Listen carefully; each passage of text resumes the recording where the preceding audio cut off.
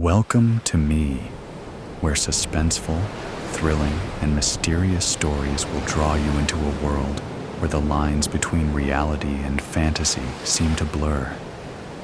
When the night falls, when all the sounds gradually quiet down, leaving only your own heartbeat and breathing, that's when these stories begin. Tensions, unsolved mysteries, moments that will make you hold your breath in fear or curiosity, all are waiting for you ahead. Find a comfortable seat, dim the lights, and let this sound guide you on a journey that is not for the faint of heart. I want each of you to leave a comment sharing where you are in the world. And if you are enjoying the episodes, don't forget to give a like and subscribe to the channel now. Relax. Are you ready? If so, join me in the first story right now. Whispers in the Snow. Title: Whispers in the Snow.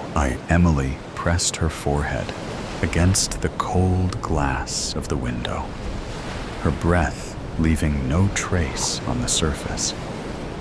Outside, the village lay blanketed in snow, every rooftop twinkling with warm lights. Christmas Eve had always felt quieter since Daniel's death, but this year, the silence pressed harder against her ribs. She ran her fingers along the edges of a faded photograph.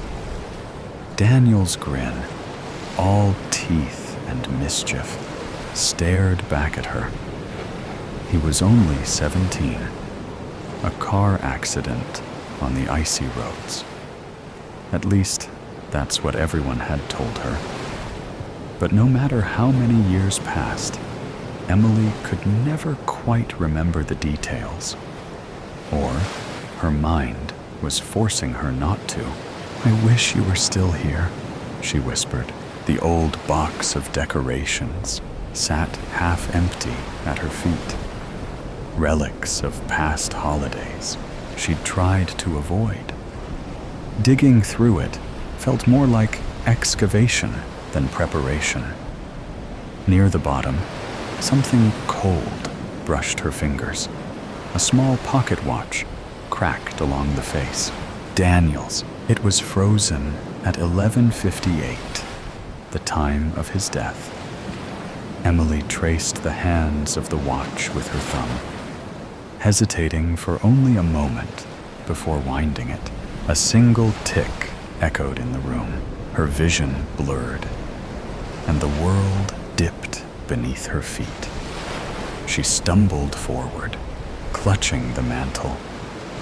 When she looked at the clock on the wall, the time read midnight. 2. Emily woke to the sound of something sizzling in the kitchen.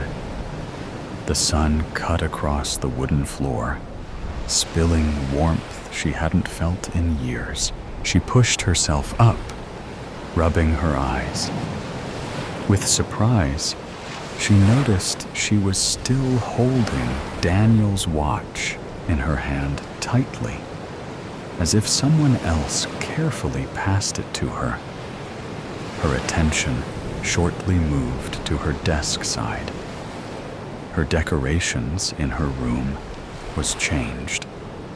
The old box of decorations on the floor was gone, replaced by a series of drawers.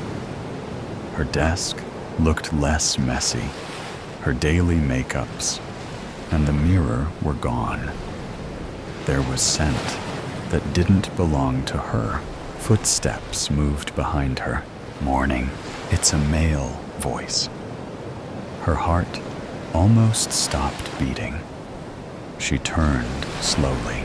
Daniel stood in the kitchen, spatula in hand, flipping eggs as if this was the most natural thing in the world. The plate slipped from her fingers, shattering across the floor. Daniel glanced over his shoulder, frowning. "You all right?" he asked, stepping forward carefully. "You're acting weird." Emily couldn't breathe. Her legs shook beneath her, but she closed the distance between them, pulling him into a tight embrace. "Daniel," she choked out. You're here." Daniel stiffened for a second before hugging her back. Where else would I be? Tears streamed down Emily's face as she buried herself in the scent of him. A mixture of fresh soap and a scent just belonged to him only. No one else did. She could feel him gently tapping her back, but something was different. She pulled back to look at him. His eyes, warm but unfamiliar, lingered a little too long on her face. "I thought..." She shook her head, laughing through her tears. "I thought I lost you." Daniel chuckled softly. "You're not making any sense. Sit down. I made breakfast." She squeezed her cheek and quickly checked her phone screen. It said, Friday, 25th December, 3:03. The snow outside sparkled under the afternoon sun, but Emily barely noticed it. She trailed Daniel through the village, where decorations hung on every door. She had expected people to stare, to question why he was here, but no one said a word. As they passed a bakery, the old woman squinted at them through the window. Her hand paused mid-air as she hung a wreath, but she quickly looked away. Emily squeezed Daniel's arm. "Did you see that?" "See what?" She was staring at us, like she'd seen a ghost. Daniel simply shrugged. Maybe she's not used to seeing you out and about, but Emily wasn't convinced. Was it? She was pretty sure she went there a lot. She even went there yesterday, and she said "Merry Christmas" to her before she left. Maybe she was just having a multi-layer dream that she could not easily wake up. If so, she hoped she would never wake up again. Later that evening, she sat on the sofa as Daniel strung lights around the tree. His humming filled the room, soft, rhythmic, but the tune was unfamiliar. "What's that song?" she asked, tilting her head. Daniel didn't stop. "My favorite Christmas song." Emily frowned. "No way. It's not. You always hated Christmas songs. You said your ear would get broken if you listened to them all the time like that." Like, Daniel paused, blinking. "Right," he said lightly. "Must have slipped my mind." But the humming resumed, louder this time. By the time night fell, Emily couldn't shake the weight in her chest. Something felt wrong. She climbed the stairs quietly, pausing by Daniel's room. The door was cracked open. Inside, Daniel sat at the edge of the bed, staring at the floor. He didn't notice her. His lips moved soundlessly, whispering something she couldn't hear. Emily leaned closer. "Daniel?" His head snapped toward her. For a moment, neither of them spoke. His eyes reflected the faint light from the hallway, dark and unreadable. "Can't sleep," he muttered, brushing past her as he slipped out. Emily stood frozen in the doorway. She glanced back at his room, at the photo resting on his nightstand. Her breath caught. The photograph was the same one from the mantel, but her face had been scratched out. Emily's hands trembled as she flipped through the old diary she'd found in the attic. The entries were hers, but she didn't remember writing them. The final entry read, I miss him. Maybe if I wind the clock tonight, things will be different. The next page was blank. Footsteps sounded behind her. She turned sharply to see Daniel standing at the bottom of the attic stairs, the soft glow of the tree lights casting shadows across his face. "Looking for something?" he asked. "Why is my face scratched out of the photos?" Emily demanded, holding the diary close. "What's happening to me?" Daniel stepped forward slowly, his expression unreadable. "I didn't want to tell you," he said softly. "I thought it would be easier if you didn't remember." "Remember what?" Daniel's voice cracked as he said. "You didn't come back, Emily. Not completely." The diary slipped from her hands. "You died 5 years ago," Daniel whispered. "The same night as me." Emily stumbled back, the room spinning. Her reflection in the window, always faint, always delayed, finally faded to nothing. In the silence, Daniel placed the pocket watch on the floor. "I'm sorry," he said, "but you shouldn't be here." Emily couldn't remember when he got the watch. Even this morning, the watch was with her. She tried to open the window, to wake herself up. It's been a longest dream ever in her life. Then she noticed her hand slowly passed through the window frame. The snow fell quietly as Daniel stood in the graveyard, gazing at the headstone. Emily, beloved sister, died Christmas Eve 5 years ago. A single set of footprints trailed behind him in the snow, the edge of a moment. With squealing tires, the bus slowly came to a stop, its doors groaning open. Abby's first step after the long journey felt weak. Her shoes crunched in the snow as she looked around and slung her bag over her shoulder, her breath curling in the crisp December air.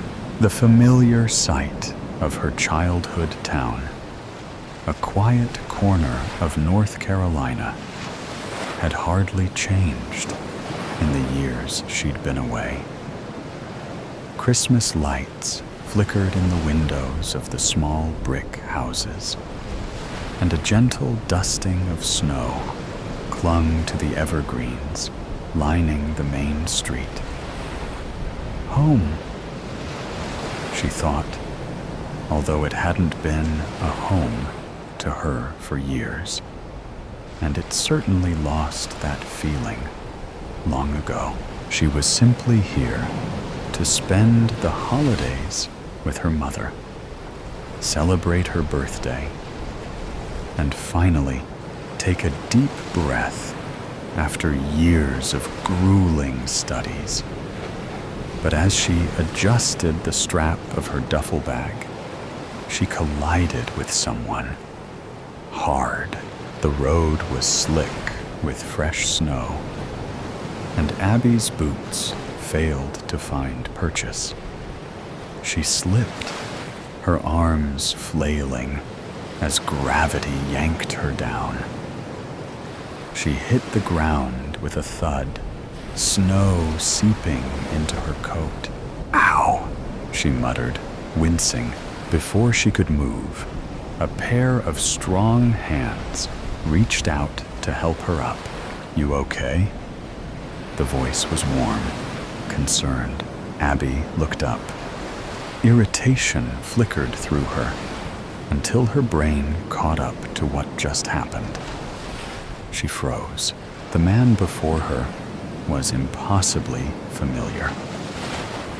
His sharp blue eyes, the dimple in his cheek as he frowned. It was as if she were staring at one of the few old photographs she kept of her father. Luke, a man she never knew. Her father who left her and her mom so soon after Abby was born. It couldn't be. This man looked no older than 30. Her father, if he were alive, would be nearing 60. "Are you okay?" the man asked again, still with a firm grip on her shoulders, as if she might collapse again if he let go. Abby struggled to find words. I think so. Let me get you a coffee. That'll help." Unable to object, and with her thoughts spinning, she found herself following him into a small coffee shop she didn't recognize. Was this new? Had she just never noticed it before? The place had an old-fashioned charm, with a jukebox humming softly in the corner, and a menu written in looping cursive script. "Hi, Luke. What can I get you today?" The girl behind the counter smiled warmly.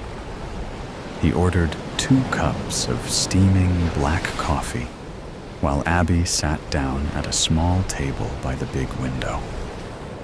She looked outside at the snow-dusted street, the glowing Christmas decorations, the town she knew so well.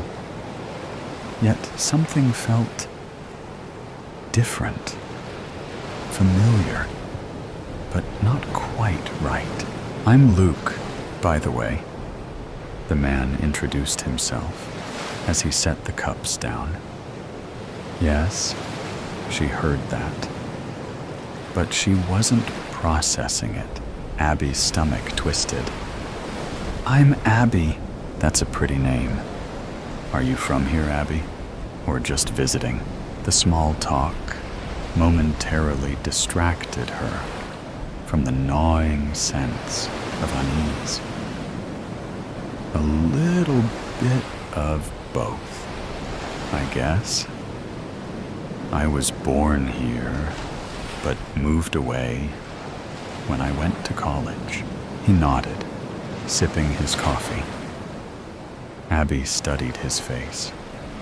The only pictures she had of her dad were old and grainy. Not much to go on. But this man felt so eerily familiar. Maybe a long-lost brother? A cousin? Someone with an uncanny resemblance to her father? Maybe this was the reason her dad disappeared so suddenly after she was born. Maybe he was the reason. She cleared her throat, trying to form a coherent sentence. "So, what about you? Are you from around here?" "Yeah, born and raised." "And what do you do?"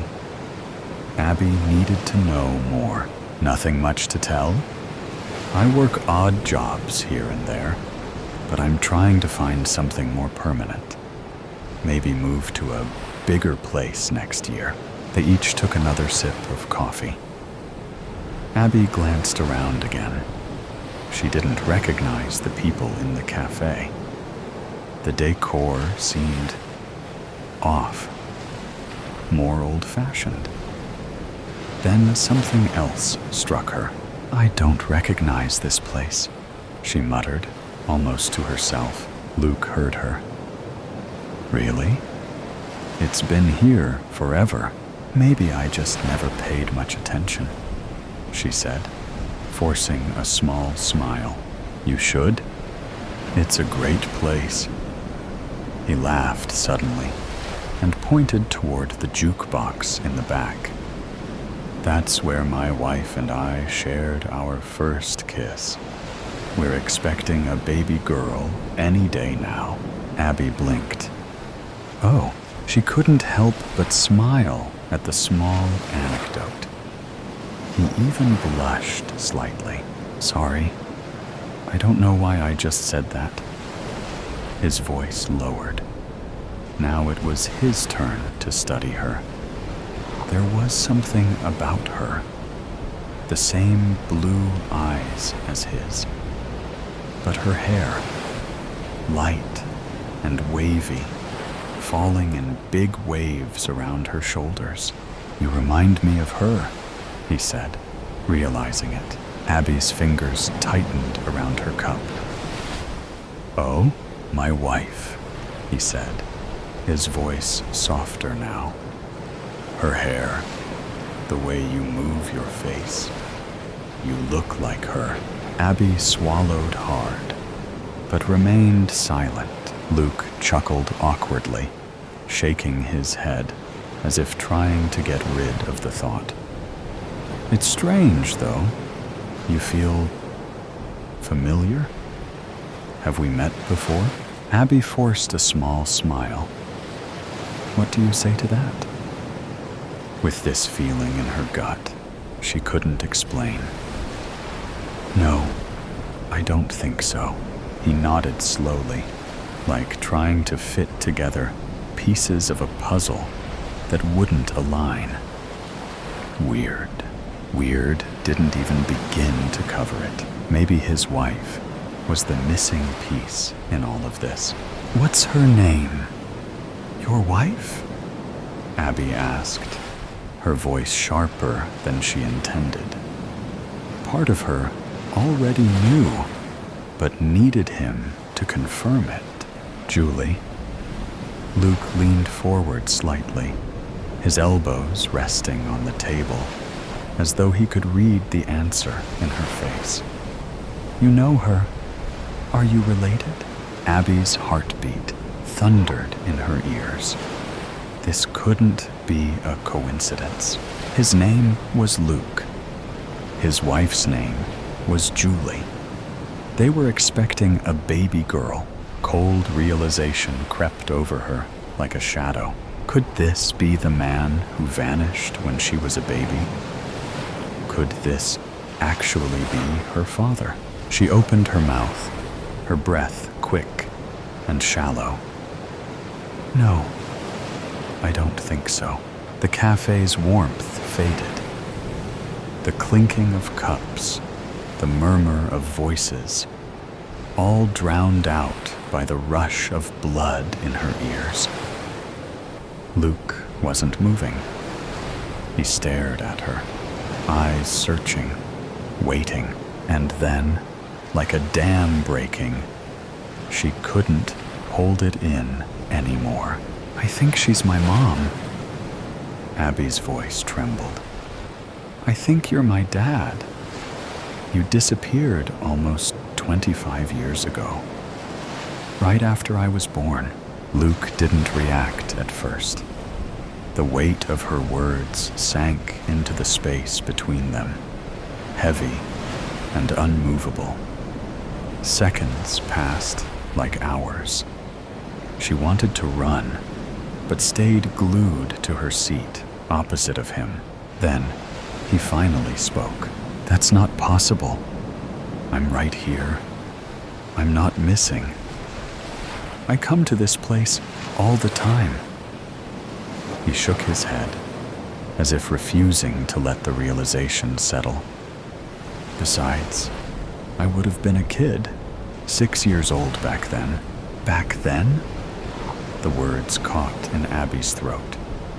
Back when? Her fingers trembled as she gripped the edge of the table. She inhaled sharply, steadying herself before asking the question she suddenly dreaded. "What year is it?" Luke's face was a storm of emotions. Confusion, disbelief, something close to fear. 1999. Abby's breath left her in a silent gasp. The world around her warped, twisted. The answer she had been looking for had been right in front of her all along. She had stepped back in time, where pirates came to die. A breath of wind slithered through the ruins and tumbled across his weathered face as he pressed the shard of limestone down the dry ashlar wall, leaving a new etched tally mark. It was a dimly lit chamber inside what was once the world's most notorious pirate prison. For him, it was a sanctuary, a place of refuge. Once the web developer for Shackleford Inc., in a city of skyscrapers, eclectic culture, and ultra-modern technology, Tom Malone scanned his Neanderthal calendar. 240 tallies made up the wall. Some were circled, and only he knew why. Gone were the titles of husband, employee, and neighbor. Given his isolated surroundings, the term castaway was more appropriate. A life filled with country club galas, company retreats, and exotic travel was lost. Survival had replaced living. Tom buttoned his slightly torn flannel shirt and grabbed his coat.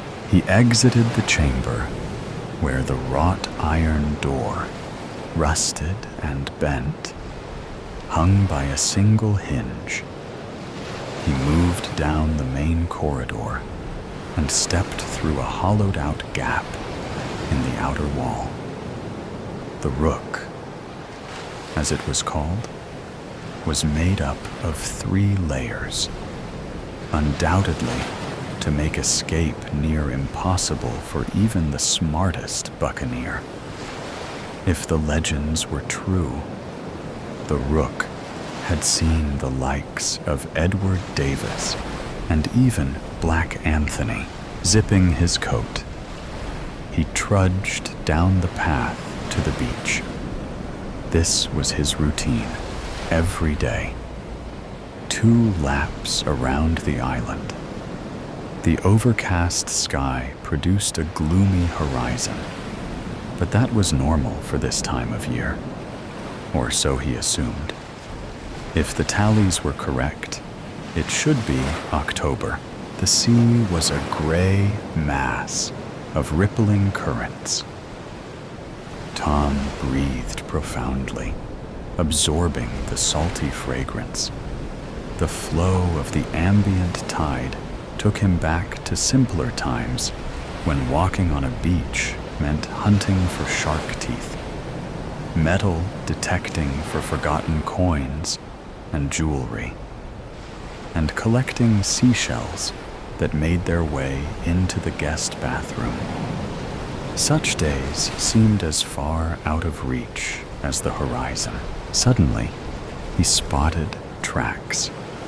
They snaked from the north before turning about just outside the Rook's outer wall. He recognized the tread patterns as those of a Jeep Wrangler. Tom followed, occasionally glancing over his shoulder. When he reached the familiar bend on the beach, he heard the blast of a horn and dove behind a line of palm trees. Peering through the trunks, he noticed a docked ferry on the beach. A jeep was climbing the ramp onto the ferry. Personnel in neon-colored jackets moved about the deck. Another search party, he thought. A mustached man in uniform, wearing the same jacket, examined an area in the sand. He spoke into his radio before moving further inland. Tom's heart leapt into his throat when he caught sight of the woman following behind. She wore a yellow raincoat, and her arms were folded tightly as the sea breezes pushed ashore. Her curls flailed and whipped, no matter what direction she faced. She said something to her uniformed companion and advanced toward the tree line. "No," Tom muttered, before slipping back from the bend. He tried to quicken his pace, but the dry sand absorbed every step. Once back in the chamber, he dropped to the floor and focused on slowing his breathing. The acoustics had almost given him away during the initial search months earlier. His heart drummed, and his temporal pulse thumped. He caught his face in the mirror, fragment by the tally wall. It had belonged to the mirror in the cabin cruiser's bathroom before Tom dismantled the million-dollar yacht upon his arrival. He gazed at the worn face and graying beard. Then there was the scar, where scalding grease once landed. "Tom!" came the woman's voice. He pressed against the chamber wall like a spy dodging a spotlight. "Mrs. Malone, we've searched the ruins before with no luck." He assumed this was the uniformed man. Tom felt his way down the chamber wall and gripped a loose stone. After a few careful tugs, it came out of its place. He reached into the cavity and pulled out the dust-covered Glock. "Tom!" Squeezing the seasoned grip, he inhaled deeply, closed his eyes, and exhaled. His mind traveled to the frost-covered day after his father was buried. Tom opened the gun cabinet and retrieved the pistol his father taught him to shoot with. "This will be yours someday," he would say at the range. Tom choked back the mist that wanted to erupt from his eyes. None of it matters now. Too much has happened. He took another lungful before pursing his lips and blowing out. He eyed the tallied wall and totaled the circled marks. 16. He suspected as much, but now he knew. One bullet remained. "We need to call off the search," he called out, his voice nearer than before. That meant she was too. "No, he's here. I know it," came her distraught and shaking voice. Tom pressed harder to the wall. He hoped the ancient stone could absorb him and conceal any trace of a man desperate to remain in the shadows. "Ma'am, the weather is slowing us down, and the city cannot afford a stranded ferry with personnel on board. Would you stop if it was not if it meant putting others in danger?" He ran his free hand over the scar. He traced the tight line of skin that ran from beneath his eye to the corner of his mouth. The sting had subsided long ago, but the hurt ran deep. "Please," she pleaded, "just let me look in here." The man radioed the ferry that he was making a final sweep of the old ruins, and that preparations for departure should begin immediately. For a moment, all was still. "Tom!" came the frantic echo. He slid his finger over the cold trigger. "Never again will you scar me, Maria," he whispered. A single shot rang from the remnants of a place where pirates came to die, eaten up with indifference. Eaten up with indifference. I wake to the sound of gnawing, or possibly the sensation of my leg being pulled. It's impossible to know exactly what stirs me, and I'm not even sure if waking is the right term anyway. Am I awake? I am lying on my back, looking up at a single strip light on an otherwise unsurprisingly white ceiling. There seems no possibility that I might move my eyes to see why my leg feels so odd. No more can I move any other part of my body, not even my tongue. This, a feeling that should induce panic, and yet it doesn't.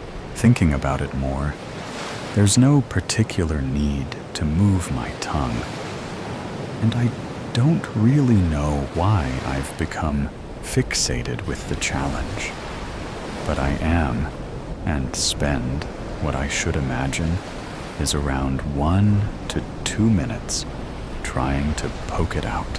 There is tapping from the corner of the room and an occasional stifled cough, and I assume, from what I can see and hear, that I am in a small, mostly white office space occupied by a lady who types on an old-fashioned typewriter. Hello? I imagine, unable as I am to move my lips, mouth, or my diaphragm to produce any sound. The secretary, as I'm now sure she is, carries on with her task, and I hear a faint ting announcing the completion of a line, followed by a thoroughly satisfying ratcheting noise as she starts the next. Tap, tap, tappity tap. The pleasant sensation of being in a room with a hard-working, old-fashioned typist is marred a bit by the chewing, slobbering sound of whatever, or whoever, is gnawing my leg off. Oddly, it doesn't hurt being eaten, if that is what is happening. And I find it puzzling as to why I feel no pain. I make a monumental effort to object, but nothing at all happens. So I decide to stick with the peculiar feeling of relaxed easiness that is the sound of the diligent office assistant. Do you want tea, Derek? The gnawing stops and my leg settles. Yes, that would be lovely, Diane. Derek sounds very much as if he might still have a large portion of my lower calf in his mouth. It seems I'm being consumed by another human. A human with a very out-of-date name. I hope he will stand up, pop into my eye line so I can get a look at the fellow and try to communicate my displeasure at what he is presumably doing to me. Nothing happens as I try to move. Nothing at all, so I stop trying and lie still. There really is no other option open to me. The typewriter noises cease, and I hear the sounds of water filling a kettle. Ah, now that rings a bell. Yes, I am here to fix a dripping tap. Is the tap working now, Di? Derek says, confirming my recently revived memory. Seems fine. The plumber fixed the drip, and it turns off properly now. Apparently, I've done the job already. I do remember now. I hear water splash as she confirms her findings. But judging by the tugging sensation, Derek had lost interest and is back at his meal again. I am aggrieved at being referred to as the plumber, not because I'm not, or that I would prefer the use of my actual name, but more that I am being talked about as if I'm not present in the room. Well, Diana, that's not true. And it's actually rather rude to talk about me as if I'm not here. Hello, I'm here. I can't say. I conclude that the secretary is so used to her boss, if he is such, eating tradesmen, that she herself sees them as little more than snacks, like those sandwiches people buy from vans mid-morning. This brings me on to two further thoughts. Firstly, I should be hungry. I've not had my morning meal, and distinctly remember thinking that I would have something in the van once the tap was fixed. Secondly, Diana hasn't offered me a cup of tea. Both remembrances lead on to their own chain of smaller thoughts concerning the parking on yellow lines of my van, and the suspicion that Diana is deliberately ignoring me. The kettle boils to the accompaniment of that lovely crockery chinking sound and spoon in cup noise that make me wholeheartedly wish I too could have a nice cup of tea.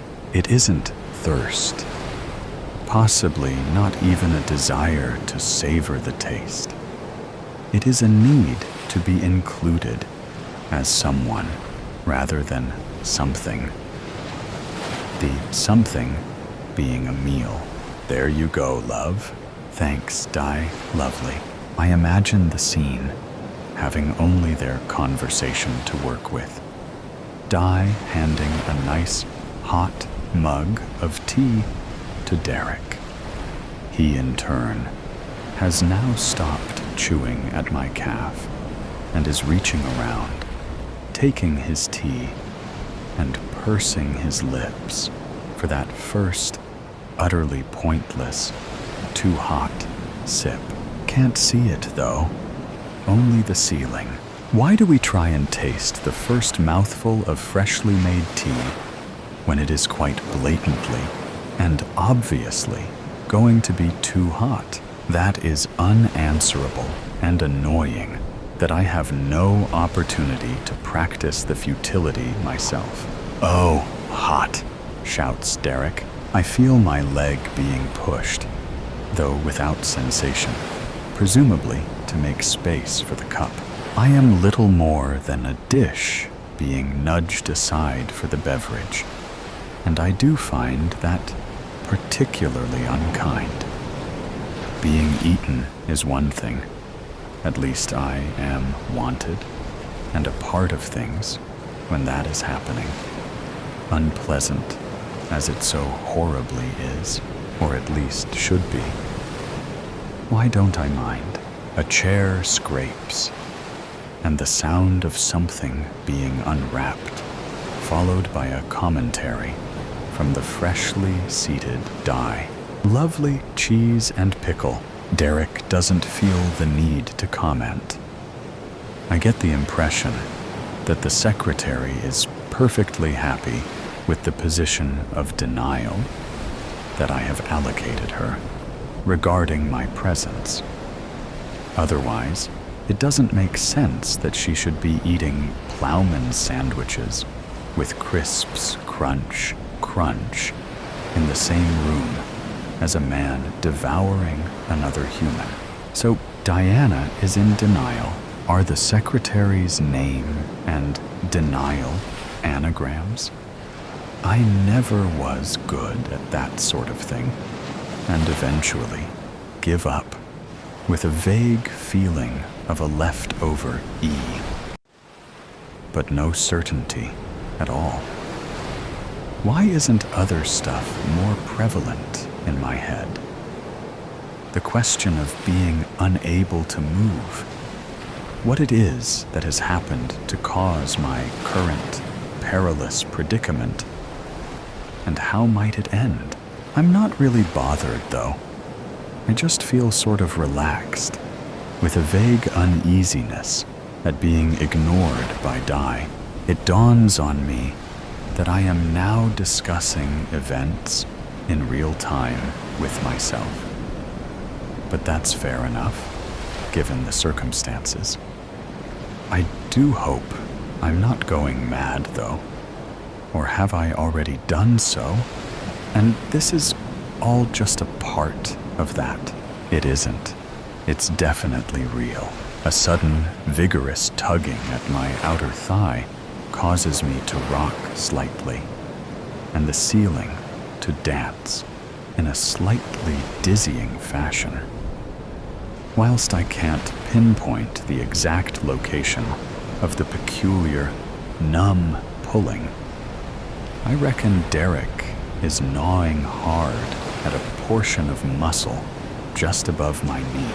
It stops, and I listen as he chews, then feel slightly nauseated when he takes a large sip of tea. I've never liked that, watching people with mouthfuls of food taking a drink. Still, it would be nice to watch anything now, other than the ceiling, which is devoid of entertainment since a large housefly disappeared a while ago. Lovely tea, Di? Is it Yorkshire? Yes, nothing but the best. You know I always look after you, dear. After some time and a bit more leg pulling, the typing recommences, and I feel very glad of the happy clackety-clack, ringing bell, and satisfying ratchet noise. Time means nothing to me, and I don't feel that it is either dragging or speeding past. It just is.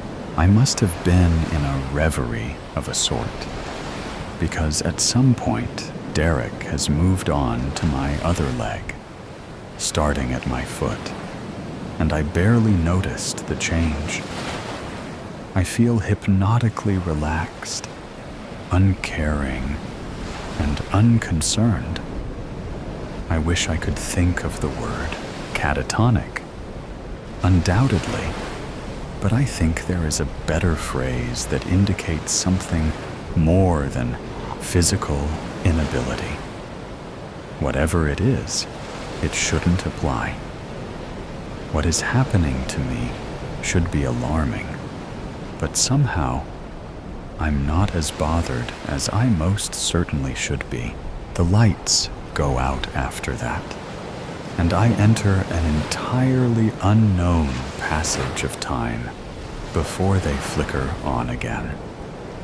However, many hours passed, and I'm guessing around 12. I still can't think of the word. It isn't euphoric, not at all. I hear someone taking their coat off, filling, and then switching on the kettle, and assume it to be Di, fortifying herself for another day at the office. I can't see anything but the ceiling and the fly, which has reappeared and is now as motionless as I am. It's Friday. There has only been one period of darkness since I arrived to sort out the tap on the Thursday morning. I must certainly have a ticket on my van by now, and know that my family are starting to wonder why I'm not home. But Mum won't be bothered. Not yet. He's probably stayed over at someone's after going to the pub. I imagine her saying to my father, who wouldn't have cared less, a bit like me, really. Still, I feel no emotion at all. Not about Mum, dumb, or even Nicole, who I am supposed to be taking for a curry tonight. Odd that, not worrying about my loved ones, but not as strange as the very slight but growing resentment that Diana is deliberately ignoring me. That feeling, the one of being irritated at being ignored, is actually the only strong one left. All others apparently crushed by that overwhelming lack of concern. that still hasn't got a name. Derek's just arrived and has wasted no time at all tucking into my right upper thigh. He's barely spoken to his secretary and is actually paying me all his attention, even if only to consume my leg. As for Diana, surely she could at least have bent over and looked at me when she came in. Rude, that's what it is.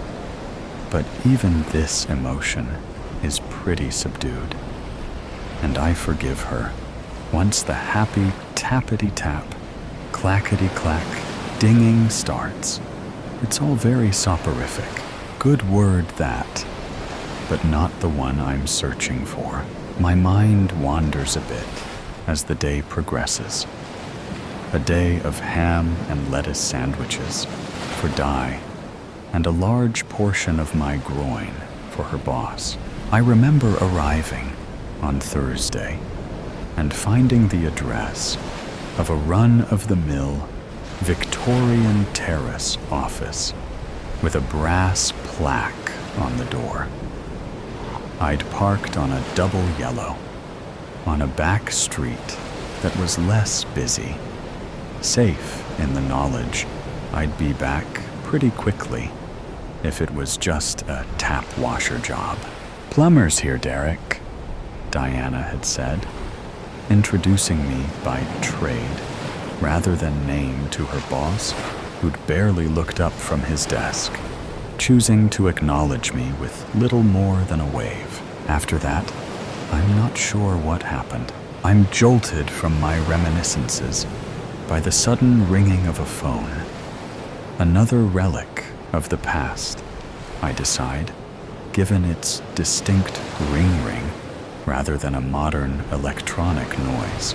How nice it hadn't rung at all on Thursday. Perhaps they weren't that busy.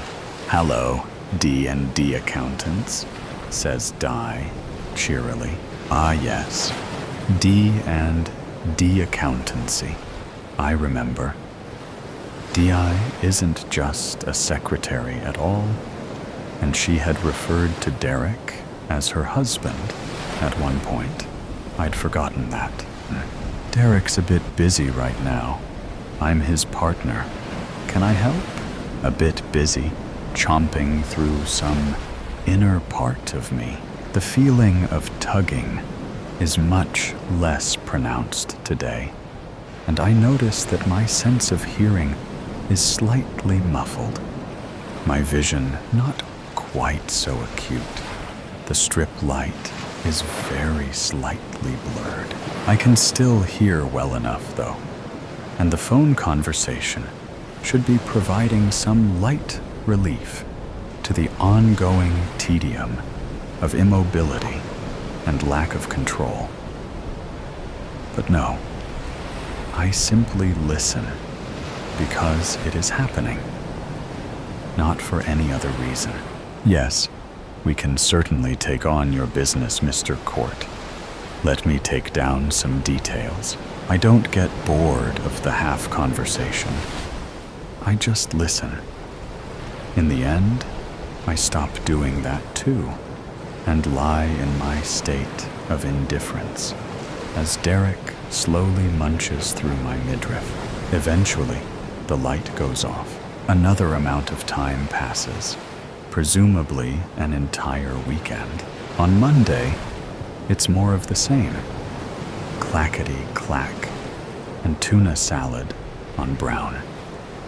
The highlight of Monday, not that I measure events or grade them these days, is when Derek pulls violently on my left arm and I roll slightly to one side. I'm treated to a slightly blurred image of Di eating a chocolate biscuit and reading from a lovely old leather-bound diary before Derek pushes me back to a more prone position. It dawns on me in that briefest of moments that Diana doesn't own a computer. I find that most peculiar, but decide not to dwell on it too long. It's a lot harder to hear now. The phone rings twice, but I can't really hear the conversation. My sense of smell is still okay, and I recognized the metallic odor of what must be me. Alongside myself, I detect Di's perfume and the furniture wax polish that has been used on the beautiful antique oak and leather topped desk I recall being in the center of the office. I'm on that desk now, or at least some of me is. On Tuesday, there's a delivery. I can't really hear much now, and my vision is so poor that there is either darkness or light, little else. So I don't know who has rung the barely audible buzzer, or what it is that Di had gone to the front door to collect. Tappity-tap. But only just. I miss the ratchet sound and barely hear the ding. A week has passed, more or less. I realize that there is little more of me left than a head, and possibly a small bit of neck. Derek, it seems, is quite greedy. The very last thing I am aware of is the light flickering. On, off, on, off. It doesn't usually do that, having to date been a fairly decisive piece of electronics. A very muffled voice. Di, I think. Lights on the blink. We'd better call an electrician. Yes? I hear Derek mumble through a mouthful of something. I'm about ready. Clackety-clack, and one last ding. Apathy. That's the word I was looking for. I wake to the sound of gnawing. Or is it the sensation of someone or something pulling at me? In the confusing half-second that exists in that time between consciousness and otherwise, it is very difficult to know what's real and what isn't. Storm of duality. Not again. Not so soon. Margaret's whisper carried over the silence of the house. With a fierce grip, she bit her remaining fingernail, tearing a piece off and causing the skin to bleed. Margaret stood at the window as the sky brooded, thick with the weight of an impending storm. Dark clouds churned in slow agony, twisting and folding over themselves as if writhing in torment. This storm, she knew, would continue for days. Long, agonizing days. A sharp gust of wind rattled the glass, and she flinched. The leaves outside skittered like restless spirits, whispering secrets she didn't want to hear. The first patter of rain kissed the roof, soft, almost deceivingly gentle. She, however, saw through the deception. Soon, the downpour would come, the sky would open, and the world would drown in its sorrow. She pressed a trembling hand to her forehead. It was happening again. The slow, creeping descent. The shift within herself that she feared most. Margaret felt strangely linked to the storm. A tether that bound her to its fury, its anguish. As the clouds thickened and the thunder rumbled low in the distance, something inside her twisted. The familiar chasm in her mind yawned open, and she felt herself slipping into it. Her childhood marked her first awareness of this connection. A violent thunderstorm had raged outside, and she had found herself gripped with a restless, frantic energy. It was as though the storm had crawled inside her and filled her veins with its electric charge. Her mother had found her hours later, curled in a corner, whispering to herself. "It's not me," she had murmured over and over. "It's not me." Adulthood brought no change to that feeling. The storm, the darkness, the shifting inside her. Dr. Jekyll and Mr. Hyde. That's how it felt. Two selves coexisting in fragile balance until the storm tipped the scale. A peal of thunder cracked across the sky, and she clenched her hands into fists.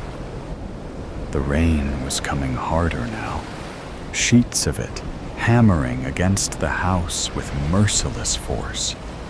The wind howled, shaking the trees, their skeletal branches clawing at the sky as she moved from the window. The walls felt like they were closing in, the shadows distorting her sense of reality. She reached for the kettle with unsteady hands, trying to focus on something tangible, something real. But her fingers fumbled, and the kettle clattered to the floor with a deafening crash. Margaret gawped, stumbling back and slamming into the counter. The impact sent a jolt through her body, but it was nothing compared to the dread twisting inside her.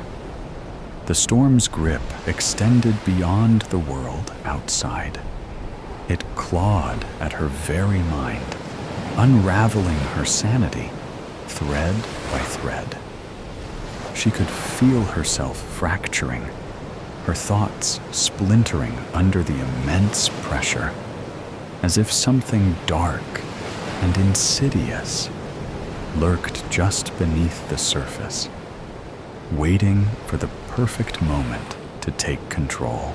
The whispering started then, not from outside, not from the wind, but from within her own head. Just surrender. It will be easier. She squeezed her eyes shut, rocking her head. No, why fight it? You know this is who you are. She pressed her hands to her temples. Her breathing was increasing, like the thunder and lightning. Her ears were buzzing, overpowering the storm itself. Margaret sensed her body was detaching from itself, like her reality was crumbling to the floor. It was the storm inside her, the darkness waiting to consume her. Another crack of thunder split the sky, and a bolt of lightning illuminated the house in a stark, white flash. Margaret reconnected with her body again and felt the surge through her veins, like she poked a fork in a light socket. She glimpsed at herself in the kettle's reflection.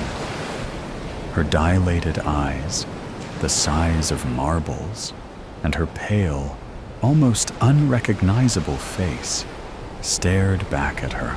Then she realized the storm had taken her. She staggered backward, her hands clutching at the edge of the counter. She needed to hold on, to ground herself. She didn't want to become that person. Darkness prompted unthinkable actions. It whispered to her, feeding her fears, twisting her thoughts until right and wrong blurred together. It promised relief, power, an escape from the suffocating weight of reality. But she knew the cost. She had seen it before, felt it claw at her mind, urging her to surrender. Her fingers gripped the counter tighter, nails biting into the surface. She had to resist. She fought despite the overwhelming urge to give up. Letting go felt incredibly tempting. To release pent-up emotion, to embody the storm's will. She could feel the power coiling in her chest, raw and untamed. Another roar of thunder, another crash of rain. The wind shrieked, rattling the windows as she thought they might shatter. Margaret let out a strangled sob. "Please, stop." But storms don't listen. Their anger is unrestrained, and they destroy. Tears burned fiery trails down her cheeks.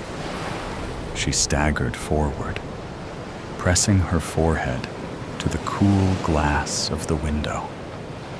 The rain distorted the world outside, turning everything into an indistinct blur. Just like her mind, she had to hold on. She had to be strong and fight. With a trembling breath, she forced herself to move, to step away from the window. She grabbed the kettle from the floor and set it back on the stove, the simple motion anchoring her. She filled it with water, her fingers still shaking, but moving with purpose. The dizziness was overpowering her, while vibrations pulsate at her temples, and brief electrical shakes interrupted her thought process. She would endure the storm, both outside and within. But what awaited on the other side? Would she emerge unscathed?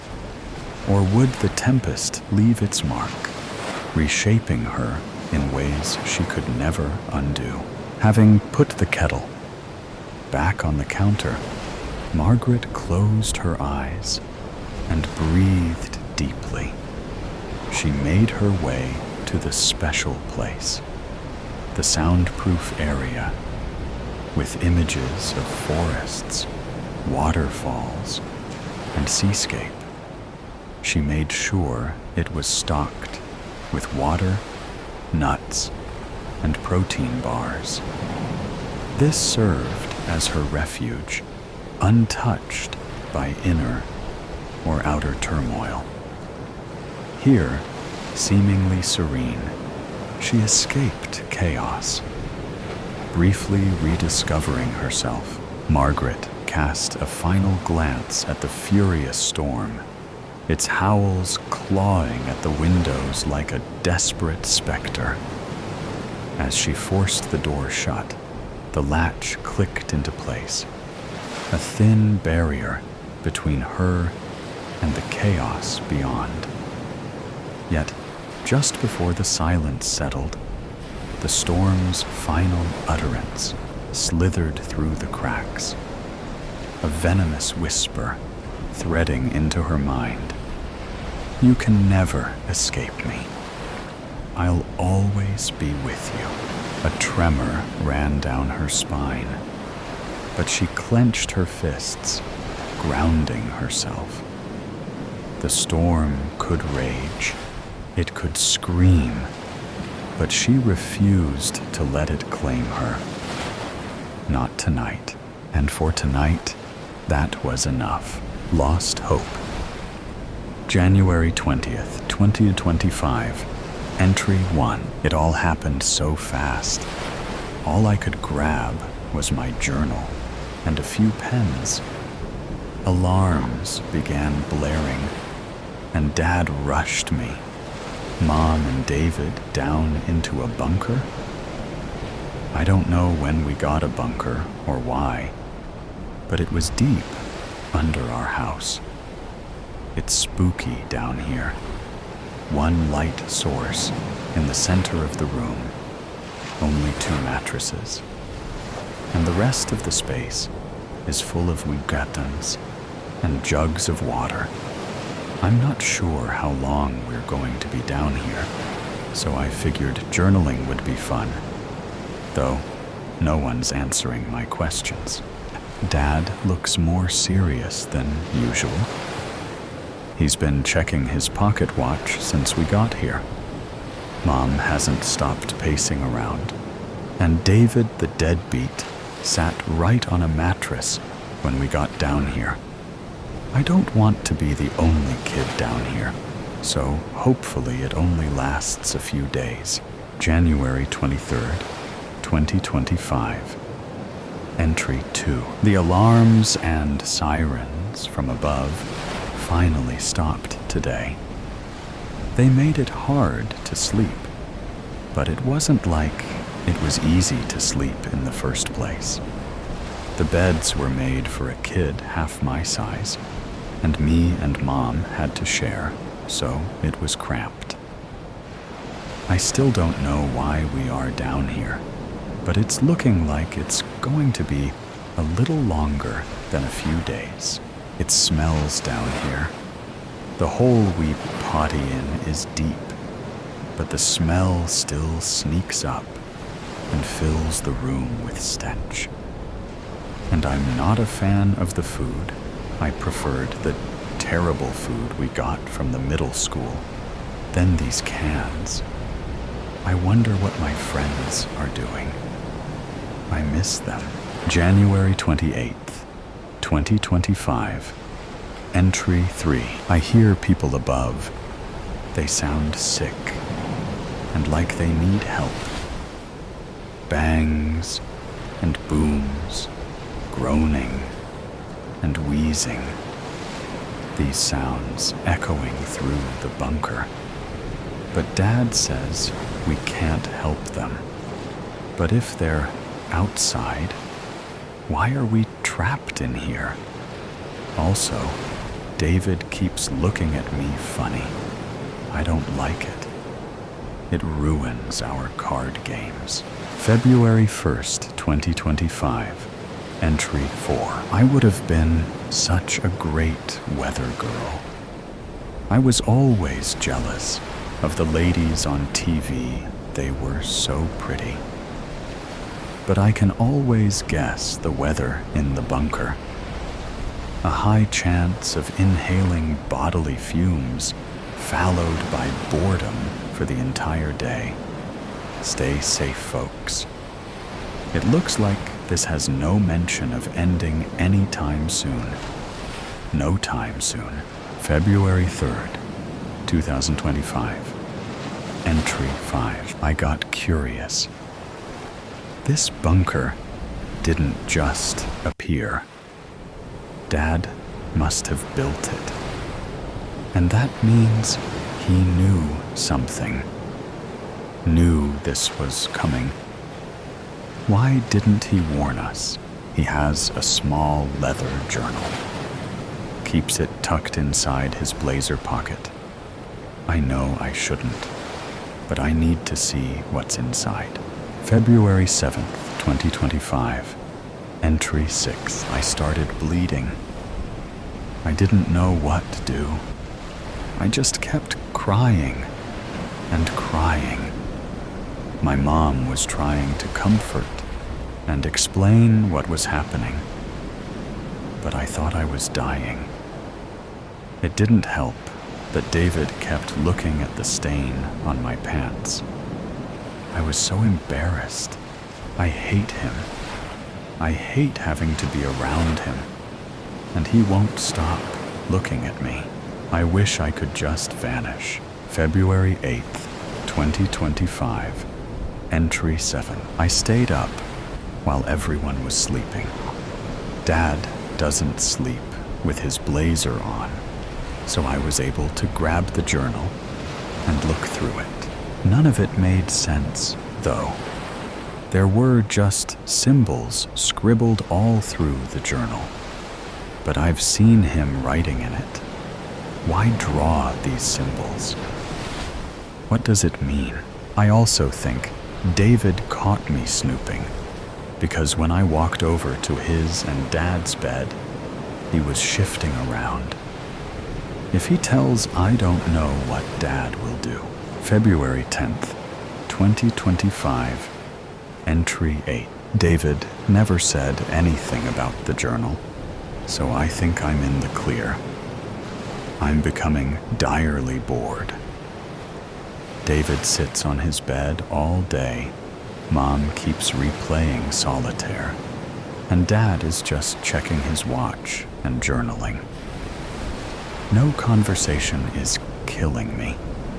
There's nothing new, no fresh air, and I never know if it's nighttime or not. If this is surreal, is it even worth it? February 10th, 2025, Entry 9. I climbed to the top of the ladder to see if I could hear anything. I almost fell down because the ladder was old and the bars shifted. That fall could have been really bad. Most of the noises from above had stopped, and so it's just been silence. But when I pressed my ear to the hatch, I could feel vibrations, almost like a buzzing, like a wasp. There's still a world out there, I think. February 12th, 2025, Entry 9. I asked Dad about the buzzing, since now it's loud enough to be slightly heard from in the bunker. He, of course, didn't answer me, but he looked concerned by me asking. I couldn't take it. He had just stared at the hatch and then gave me his pocket watch. February. So much has happened. I lost my pens, so I couldn't write anything. It all feels so frozen. Nothing is moving anymore. Nothing's the same. My mind has run out of thoughts. The noises above are muffled. The only thing I feel is my heart bumping in my chest. Dad stopped checking his watch. He no longer writes anymore. I miss showering. My body is so dirty, even though I scrub so much. No matter how hard I try, the dirt won't come off.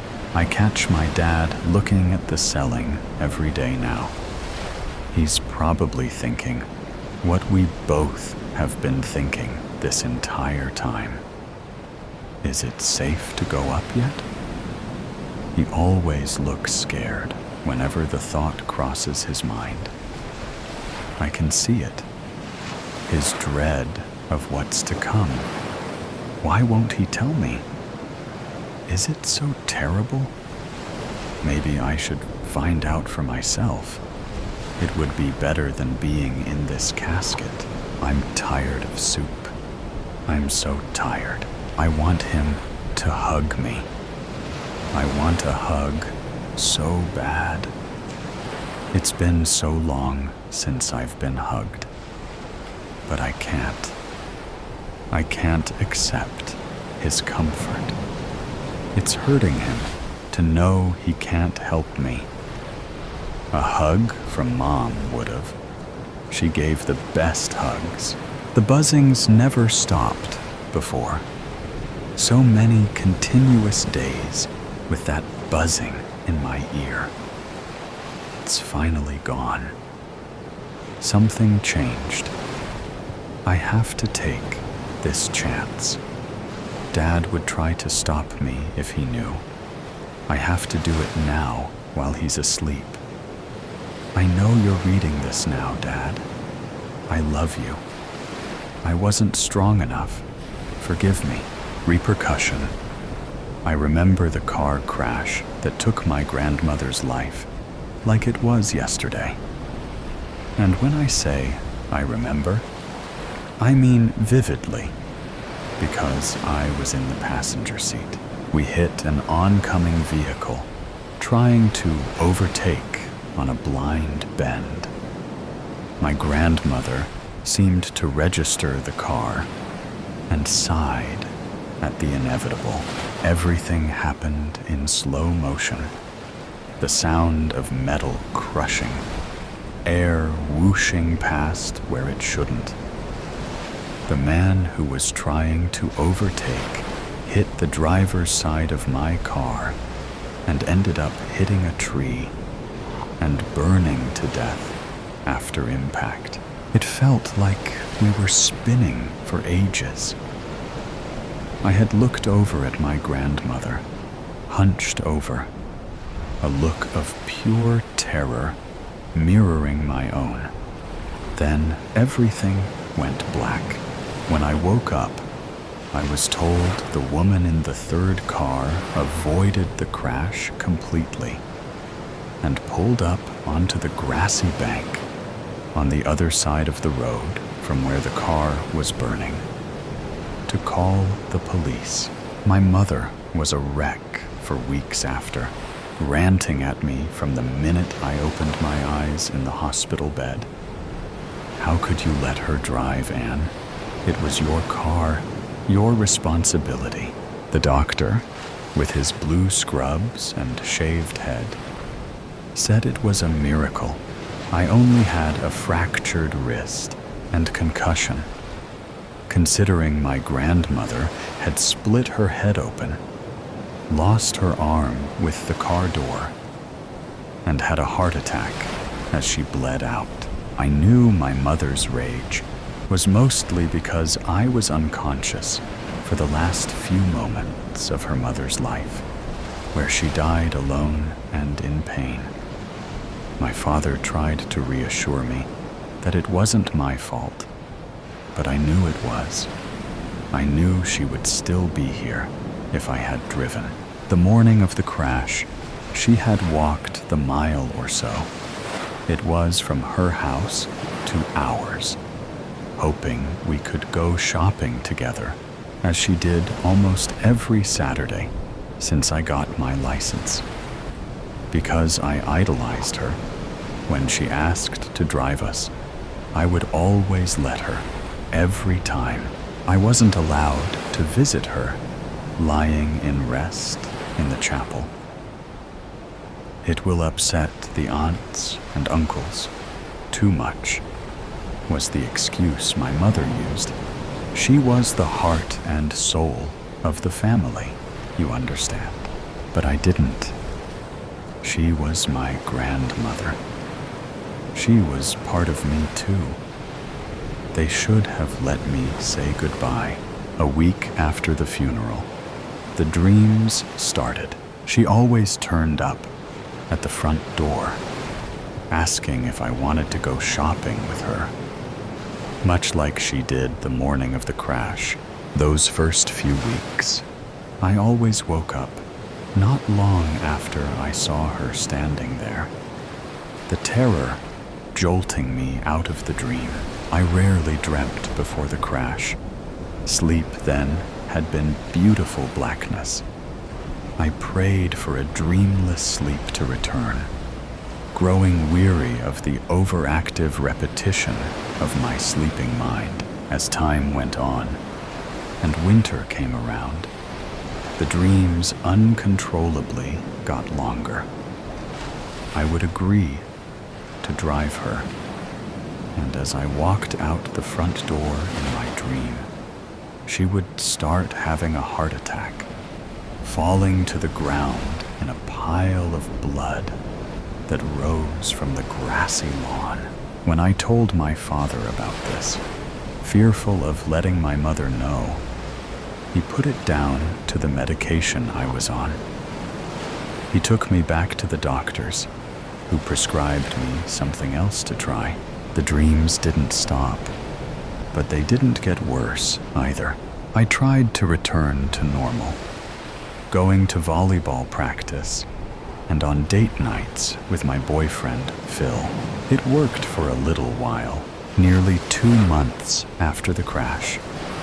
I opened my curtains one morning and looked down at the lawn, as I had done every morning of my life, to see someone standing at the end of the drive, about 100 yards away. I didn't pay much attention to them the first day, or second.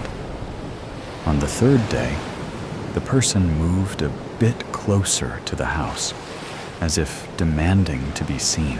My grandmother looked up at me with a blank expression.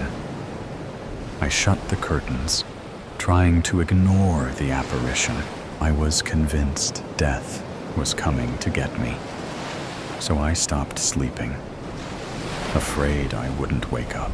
The lack of sleep meant grandmother was around more, stalking me from a closer proximity, standing behind me in the mirror as I washed my face in the morning, sitting in the back of the car when my mother took me to school, walking past me in the hallways at school.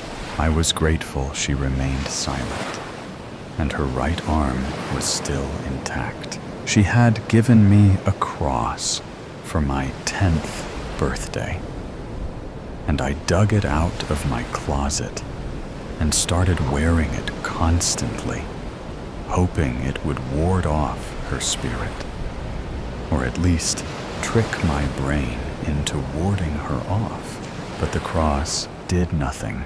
I Googled ways to relax. It told me to take a bath and eat healthier food. I was barely eating, so I took a bath. Everything was okay until the bath water turned bright red like fresh blood, and I passed out from a mixture of fear and lack of food. My mother found me hours later, prune-like and shivering in the water.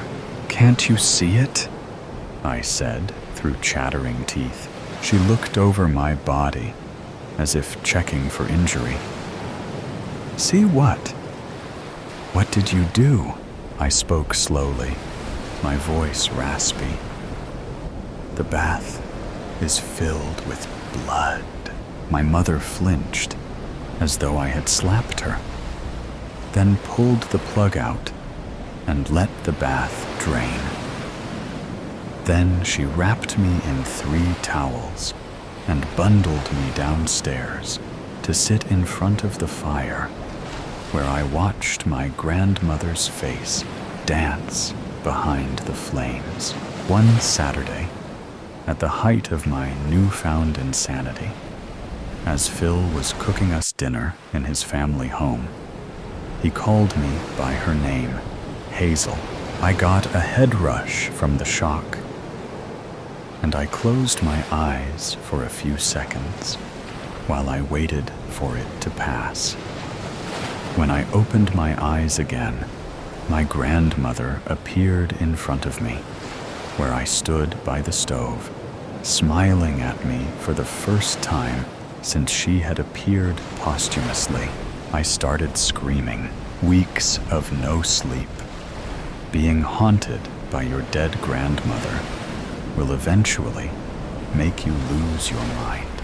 Phil couldn't calm me down and ended up calling my parents to come and get me. No one else could see her standing there smiling, her mouth twisted more to the right than I remembered. Her eyes followed me wherever I went in the room, but she remained in place. "Maybe we need to take her to see a specialist," I heard my mother say to my father as I sobbed in the back seat of the car. "She already has a doctor. There's something not right about her. Not anymore. She needs to see a psychiatrist or something." But the specialist who prescribed me even more pills, told me repeatedly that at 17, I wasn't seeing my dead grandmother. You just have clinical exhaustion. You'll be fine. That night, I took the new pills I had been given to put me to sleep, only to be woken up by the feeling of hands around my neck, crushing my windpipe. I opened my eyes to see my grandmother standing over me as I lay in bed, unable to move. "What a shame," my grandmother hissed, her voice deep and not at all the sweet sing-song voice she had in life. I needed her to stop haunting me. Tears streamed down my cheeks as I fought to get the words out. I would do anything to trade places with you. Anything. Her mouth pulled up slowly on the right side. Anything. I was gasping in the dark. No, not gasping. Choking. Choking on something in my throat. A snake crawled into my mouth and was snaking its way to my stomach. I could feel my lips around its slimy body. "She's awake," I heard my mother say. Couldn't she see I was being suffocated? I peeled back my dry eyelids as the snake started to move, feeling a lot like this was the end. Especially when I was met with blinding light, blinking until the room came into focus. To first see the doctor with his shaved head, who was pulling a tube out of my mouth. Then I noticed my mother to the right of me, standing up next to the bed. Father sat beside her. Furthest away from me was my grandmother, standing in the doorway, her lips taut in a wry smile. I was going to be sick. "It's okay, Anne. It's okay," my mother began, stroking my hair as soon as the doctor was finished. "You were in an accident, but you're okay." This wasn't happening. Or rather, this had already happened, hadn't it?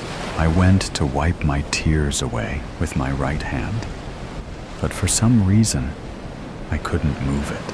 Grandmother still stood in the doorway, now expressionless. I tried to see what was trapping my right arm, but I couldn't see anything for the sheet covering me. "You were in a car crash, darling. You..." But my mother couldn't continue, breaking into sobs. I tried to say, "What?" but it came out all muffled and wrong. My tongue, somehow, too big for my mouth. My father was shaking his head. "You were in a car crash, Anne," grandmother said. Her voice that had evaded me for weeks was frail and dry. "The impact tore your right arm off." No, this wasn't happening. I was shaking my head frantically. The doctor was concerned with my heart rate and hyperventilation, injecting me with something that made the world go fuzzy. Grandmother moved closer to me in my haze, still not smiling. She seemed to be talking to my parents about something, but I couldn't hear them. The drugs were too powerful. Reality eventually slipped away, and I fell into a dreamless sleep for once. When I woke up, I opened my eyes to my dimly lit bedroom at home, looking exactly as it had on the morning of the crash. My heart was pounding in my chest. I kept telling myself it was a dream. It was all just a dream.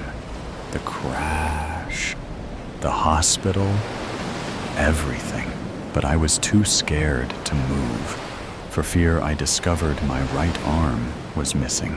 The Odyssey. As the sea tosses the Odyssey between its mountainous waves like a ping-pong ball, it's all I can do to keep one hand on the rudder. She's in bad shape, and I'm not much better. Ugly, purple-blue bruises stain my arms and sides from the amount of times I've been thrown against the edge of the boat, with wind stinging me with its spiteful embrace, and rain blurring my vision like tears. I can hardly see a foot in front of me. Although it wouldn't be much if I could, the whole ocean from the waves ahead, the Odyssey to the horizon, is frothed up in a frenzy of movement, and everything looks the same. Another wave crashes against the side of the boat, and she tips sideways. My legs slip out from under me. I'm hanging, arms stretched high over my head as I hold on to the rudder. The Odyssey is almost still, stuck in the uncertain midpoint between falling right way up or upside down. I clench my eyes shut and breathe in deeply. My stomach clenches as I try to hold in the air I'll need when the boat gets overturned. The vicious wind assaulting my ears stops me from hearing the wave that turns us over. My head hits the deck. I lose my grip on the rudder. My senses flood with water. I try to keep a clear head without opening my eyes. Hopefully, the hundreds of storms I've been in before have adequately prepared me for this. It's what I think every time, but I never know until the storm has passed and I'm still alive. Under the surface, the current's still the same. It tosses me from one wave to another. I grope around for a handhold. I must know this deck enough to find one. But within the rage of the storm, I can't place my thoughts steadily enough to get a clear picture of the deck above water. And I plan to spend as little time as possible studying it from below. After what was probably minutes rather than hours, but was, in either case, too long, I managed to grip something. It's a kind of pole, thick, so that I have to use both hands to hold on. My lungs raise a tentative whine, a plea for my mouth to open. Not yet, I tell them. Previous storms have taught me I'll have to wait until the fury is over before I upturn my boat. In the meantime, I'll have to find my way onto the bottom of the vessel to catch a breath and try not to slip off until the storm has passed. I claw my way to the edge. My eyes are stinging from the exposure to salt water and from how tightly I'm clamping them together. There's a flame alight in my lungs, and I fight the urge to open my mouth for just 1 second to put the fire out. I grab the end of the keel and try to push myself up, but it's too wet and slippery to get a firm hold. The waves slap me against the boat. My mouth opens involuntarily to groan in pain, and I clamp it shut. Too early or too late. Water has managed to creep inside my mouth, but air hasn't, clinging desperately to the edge of the keel. I wrap my legs around the rope that's always coiled on the end of the deck, not daring to open my eyes. I clench my knees together and try to pull the rope up to me. It slips. I only just catch it with my feet. Suppressing a yelp, I force myself to remain calm. Panicking could make me drown. Trying a different tactic, I use my boots to spread the rope out. I have to let go of the keel with one hand so I can hold it. I hesitate, then shake the reluctance out of my head. Indecision could make me drown too. My lungs burn as if they're packed with ice. My left hand slips, and I take the opportunity to grasp the rope. Pulling it upwards, I grab the keel again, this time holding the rope between two fingers. A lull in the waves lets me take a shaky breath. Just enough to keep me going. I try again with my right hand. Letting go of the keel, I grip the rope between two fingers. I fiddle with it until I've got a good grip. Then pull my hand up to grasp the keel again. This is always the hardest part. So far, I've always managed it. But there's a first time for everything. If this doesn't work, I'm dead. I can't help the thought. I shove it away, recalling the face of my wife and daughter. I need to live, at least for them. Gathering my courage, I pull my hands up, bringing the rope with me. It goes taut, and I stop myself, breathing a sigh of relief. It would only waste breath, tugging the rope upwards. I haul myself onto the bottom of the Odyssey and allow myself a breath. My lungs are still burning, but it's bearable for now. Only one more job. Taking a deep breath, I lay on my front and force my head underwater. I don't waste time tying a double anchor bend around the closest rail of my boat. Finishing it, I drag my head out of the water and quickly tie the other end of rope around my waist in a bowline knot. I pull myself back out of the water and treat myself to a well-earned breath. A few drops of salt water splash past my open lips, but at least I'm not drowning anymore, lying uncomfortably on my front. I stretch my arms and legs out to improve balance. I can feel my face turning red from being pressed against the keel, so I turn it sideways. One eye is too squashed to open. The other is squinted for maximum balance of sight and clarity, given the waves that continue to assault me until the storm passes. I'm stuck like this. Afterwards, I can safely overturn the Odyssey. I can only hope it won't happen before I've untied myself. But for now, all I can do is wait. Stormy night.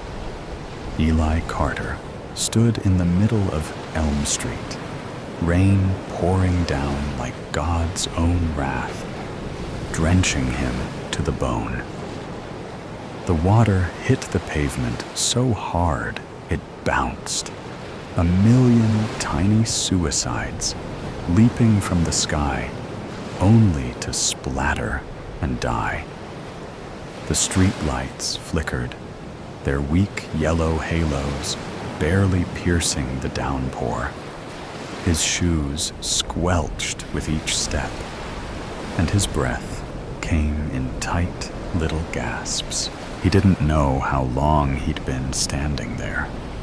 Minutes? Hours? A lifetime? He had no memory of how he got here a second ago, or maybe an eternity.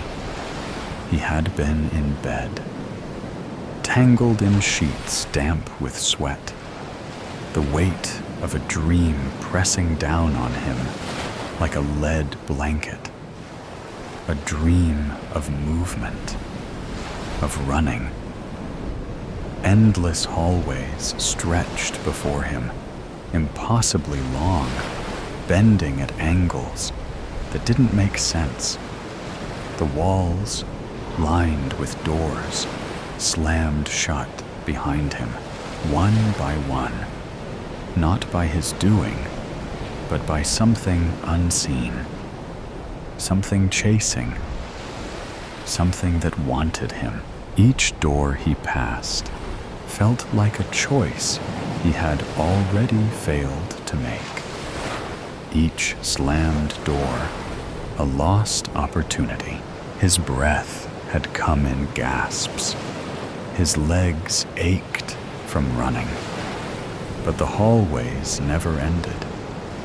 Just turn after turn, door after door, the floor shifting beneath his feet like the belly of a great beast. There were no windows, no light, except the sickly glow of something overhead that wasn't quite a bulb, wasn't quite fire. And in the air, thick as humidity in August, was the hum of something enormous, some deep, resonant sound felt more in his ribs than in his ears. And then, this.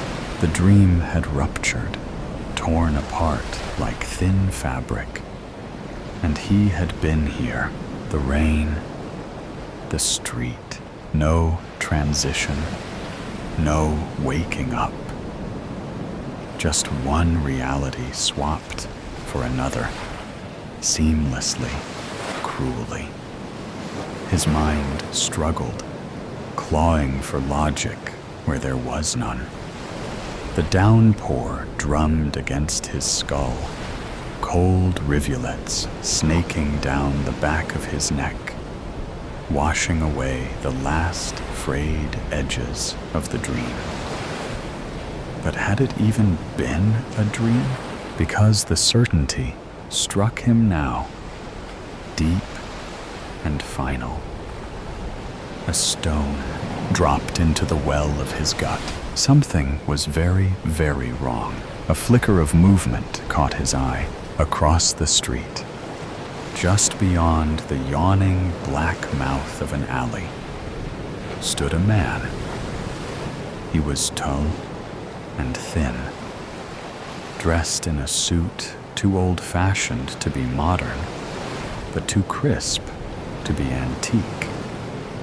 His face was long, almost horse-like, but his eyes were holes, not black pits, not deep shadows, holes, like someone had taken an ice cream scoop to his face and dug them clean out. Eli took a step back. The man took a step forward.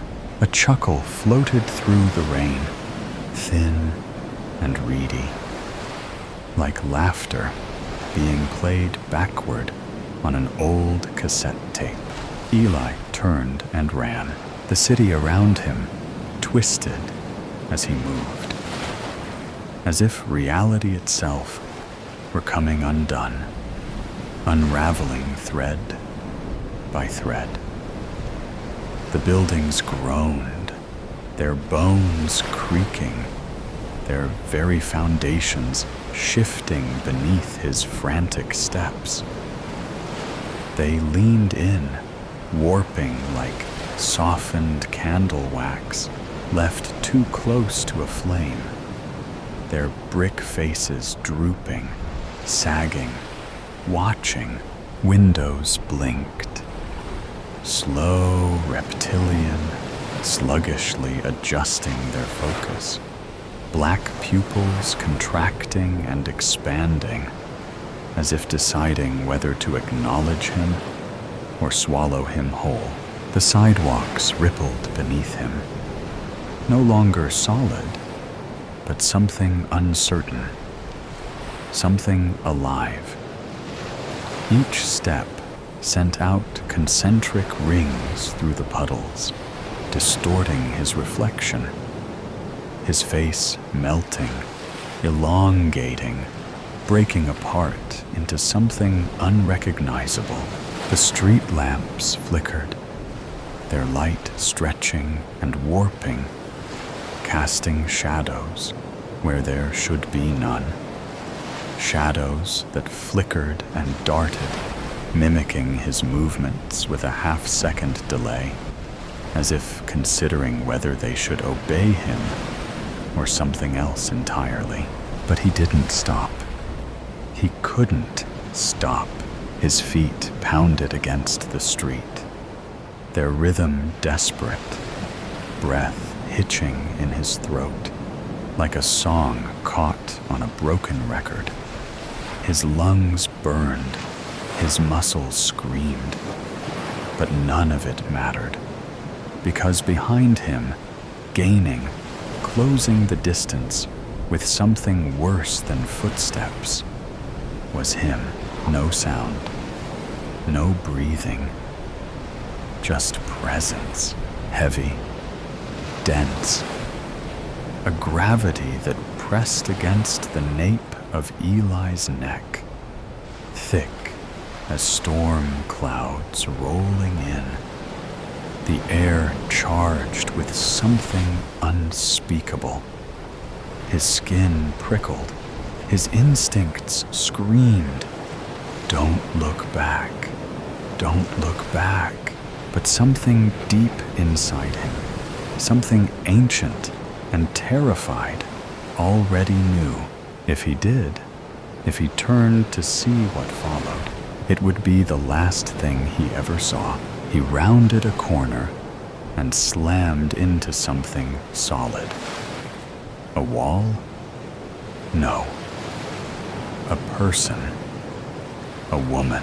She was small, bird-like, with a sharp face and sharper eyes. Her raincoat was red, vivid, almost glowing against the gray world around them.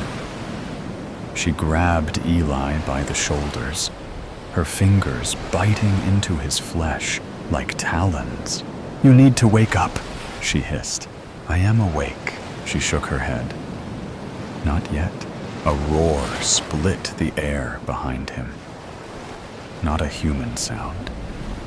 Not even an animal sound. A sound made of nightmare and hunger, of places that existed only in the deepest recesses of the brain. The places humans had long since forgotten how to fear. Eli turned.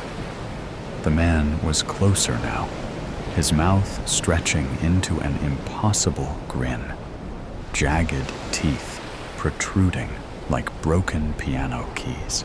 The woman yanked Eli to the side, dragging him toward the nearest door. It wasn't there a second ago, but it was there now. A rusted metal thing, standing in the middle of the sidewalk, freestanding, no walls to frame it. She shoved it open and pulled him through. Everything flipped. inside out, upside down. Eli hit the ground hard, the breath leaving his lungs in a rush. He rolled onto his back, staring at the ceiling of his bedroom. The rain was gone. The city was gone. The woman gone.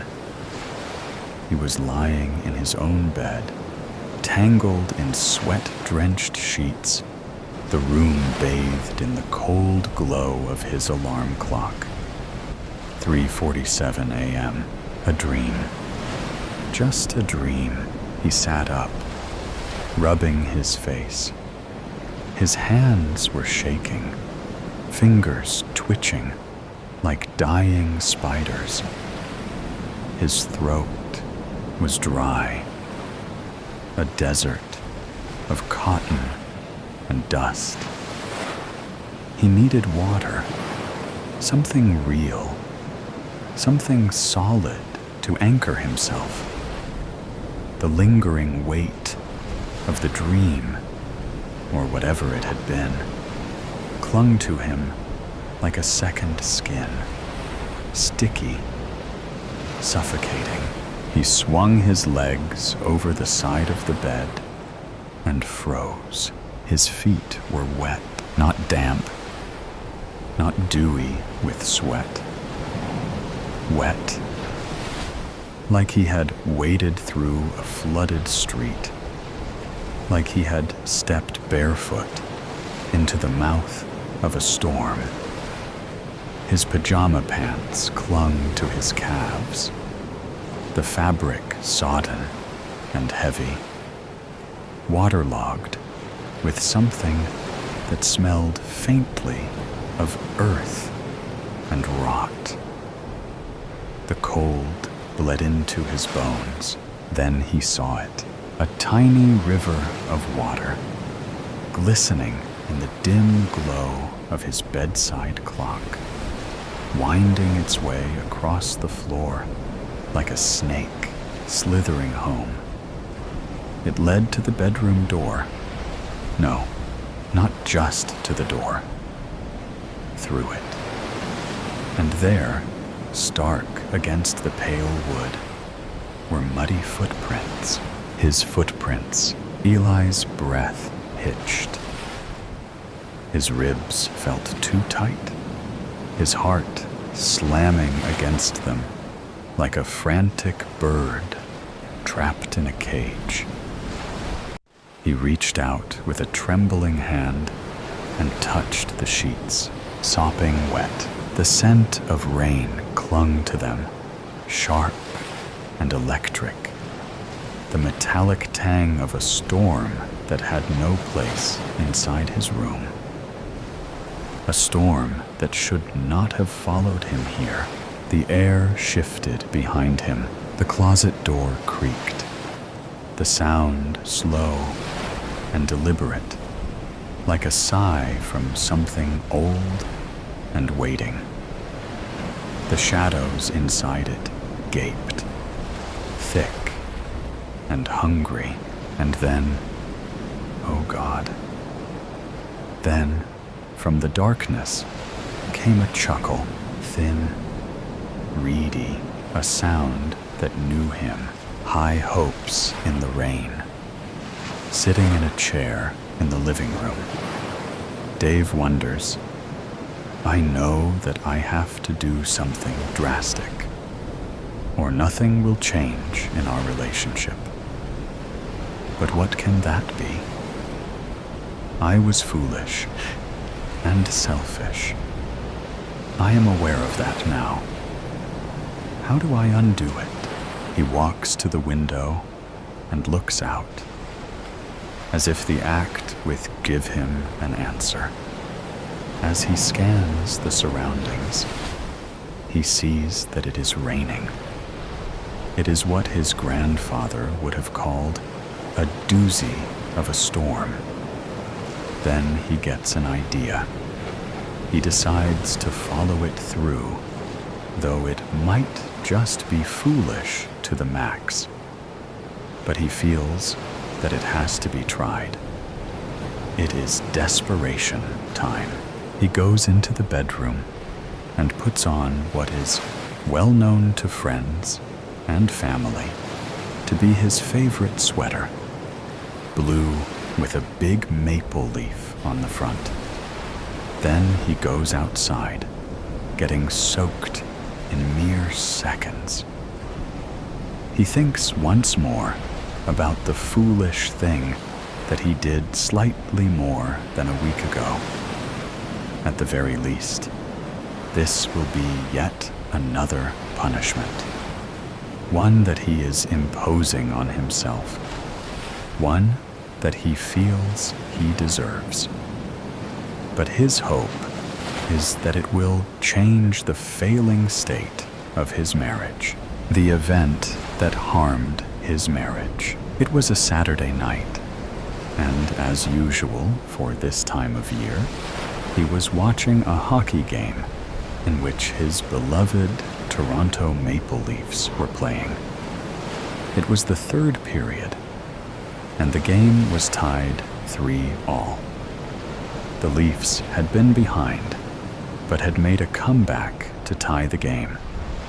Their opposition, the New York Rangers, had just received a tripping penalty. The phone rang, and he wondered whether or not to answer it. But he could still watch the game while listening on his phone. It was his wife, Eva. She had been out to watch a movie with her best friends. They lived on the other side of town, so they were taking a bus to go back home. For her, there was an hour-long walk. There was no bus that would take her home. She did not feel like walking, as it had been a long day for her. And there were some thick clouds approaching where she was standing. She asked Dave to pick her up at the theater so that she would not have to walk home. His reply was definitely not what she wanted to hear. He told her that he was watching the Leaf game, and it was tied in the third period, with the Rangers just getting a penalty. He could not possibly abandon the game at this stage. She was stunned by his response and ended the call on the phone. She did so with anger and energy, banging her phone on her upper leg. Both of them knew that there was no bus that went near to their home. When she went to call a taxi cab, she discovered that her phone was no longer working. She would have to walk. And as she did, the expected rainfall began. Very heavy it was. By the time she reached home, she was completely drenched and very, very angry with her husband. Her first words to him when she finally arrived at their home was, "I think that you prefer your beloved Leafs to me. I hope that they lost." He was going to say that they won 4-3, something that he had jumped up and cheered about at the time, but was astute enough not to do so. When he looked at her drenched person and angry face, he knew that he was in deep trouble. The next day, which was Sunday, they barely spoke to each other. And when dinner time rolled around, and he asked her whether they might go out to have dinner in a local place that they both liked, her only reply was, "I guess there was no Leafs game tonight, or you would not have asked me. I'm making my own dinner tonight, and you can make your own damn dinner." Over the next few days, there was little said between them, other than the bare necessities, barked out in very short sentences. This is what had led him to the desperate gesture of going out in the rain while wearing his maple leaf sweater. He knew that she would soon to be in the living room as her favorite television show was on. The television had its back to the window through which the front yard could be seen. She came into the room and turned on the television. Dave felt that she would eventually be seeing him and his soaking wet treasure. A few minutes passed by, and she did not appear to see him, so he walked towards the window until he was only a step away. He wanted to knock on the window, but decided against it. After about 10 minutes, she stood up. He reckoned that there was a commercial on, and that she was going to the kitchen to get something to eat or drink. He had heated up a frozen pizza for his own supper, and had eaten it alone, as he had done every night since the Saturday of her drenching. When she returned to the living room, a glass of wine in her hand, she suddenly saw him, wet sweater and all. She put the glass down and walked towards the window. Knowing him well after 5 years of marriage, she recognized one of his symbolic gestures. The fact that he had worn his leaf sweater while out in the rain had meaning that she clearly understood. She went quickly to the front door, opened it, and in a friendlier manner than she had used in speaking to him in days, she shouted out to him, "Come in right now, you moron," an affectionate term shared between them.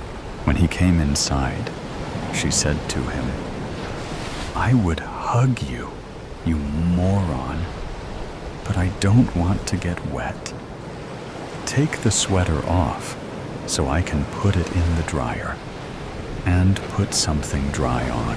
He stripped off the soaking garment and handed it to her. She grabbed it and took it downstairs to the dryer. He stood there, half naked, with a big smile on his face. When she returned to the living room, she returned his smile with a smile of her own. He then said, "I was selfish on Saturday. I am so sorry about that. You are way more important to me than a hockey team could ever be. You are in first place.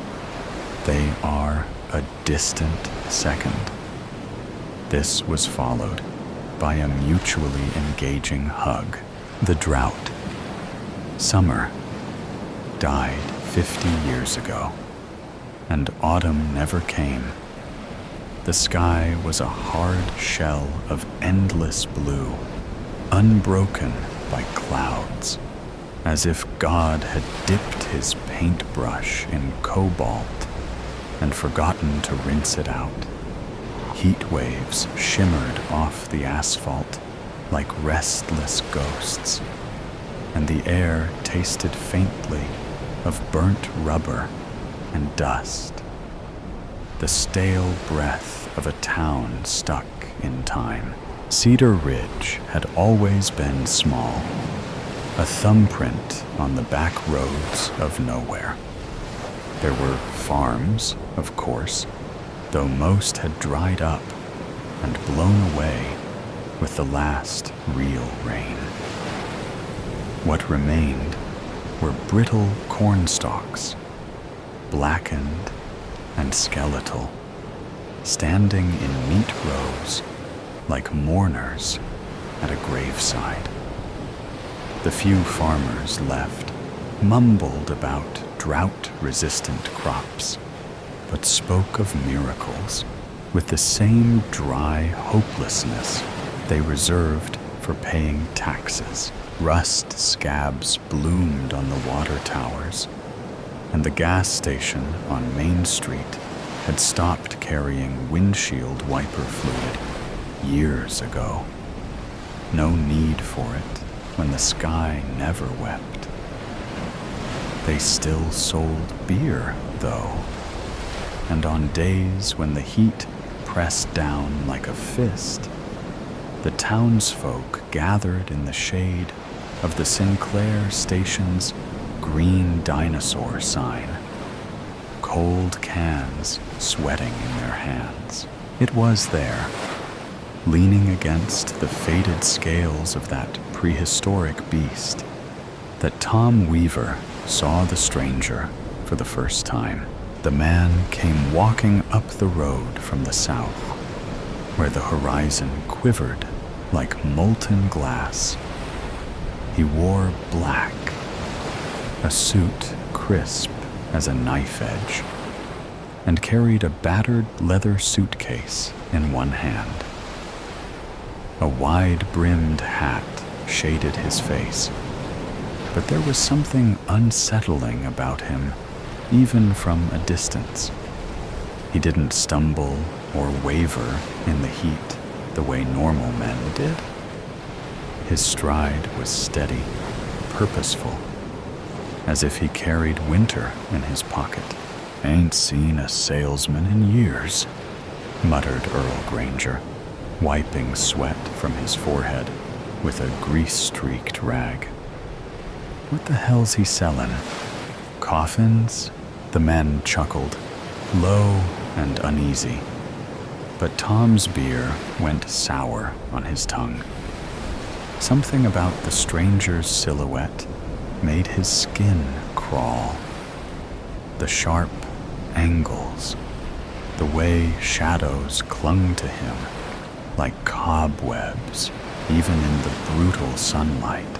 The man in black reached the edge of the group and tipped his hat politely. His eyes were a pale, icy blue, startling against the deep tan of his weathered face.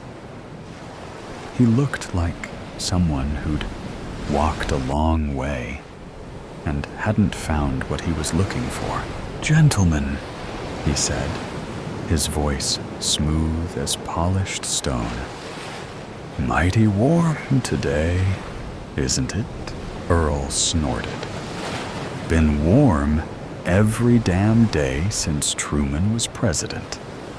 What's it to you?" The stranger's smile didn't reach his eyes. "Oh, I'm just passing through. Thought maybe you fine folks could help me with a little business matter." Tom narrowed his eyes. "What kind of business?" The man set his suitcase down with a soft thud. The latches gleamed like silver teeth as he flicked them open. Inside, nestled against dark velvet, were rows of gleaming vials filled with liquid that shimmered like captured moonlight. "I sell weather," the man said simply. There was a beat of stunned silence, followed by a bark of laughter from Earl. "Weather? You gotta be kidding me. What's next? Bottled air?" The stranger didn't flinch. "Rain, snow, a cool breeze on a summer's day. I've got it all. Guaranteed to work or your money back." Tom stepped closer, curiosity prickling beneath his unease. He peered into the case, mesmerized by the swirling colors. One vial shimmered with iridescent blues and silvers, like the reflection of moonlight on water. Another glowed a fierce, fiery red. "How much?" Tom asked before he could stop himself. The stranger's lips curved into that unsettling smile again. "For you, sir?" "A bargain. One memory, freely given." Tom blinked. "A memory? Just a little thing," the man assured him. "Something you won't miss. In exchange, I'll give you enough rain to fill your fields for a season." Earl spat on the ground. "This is bullshit. Come on, Tommy, let's get out of here." But Tom's heart was pounding. He thought of his farm, the cracked earth, the dying crops. Thought of his wife, Ellie, who hadn't smiled in months because she knew what was coming. The bank foreclosure, the auction, the slow death of everything they'd built together. "What kind of memory?" Tom asked hoarsely. The stranger's eyes gleamed. "Oh, just a small one.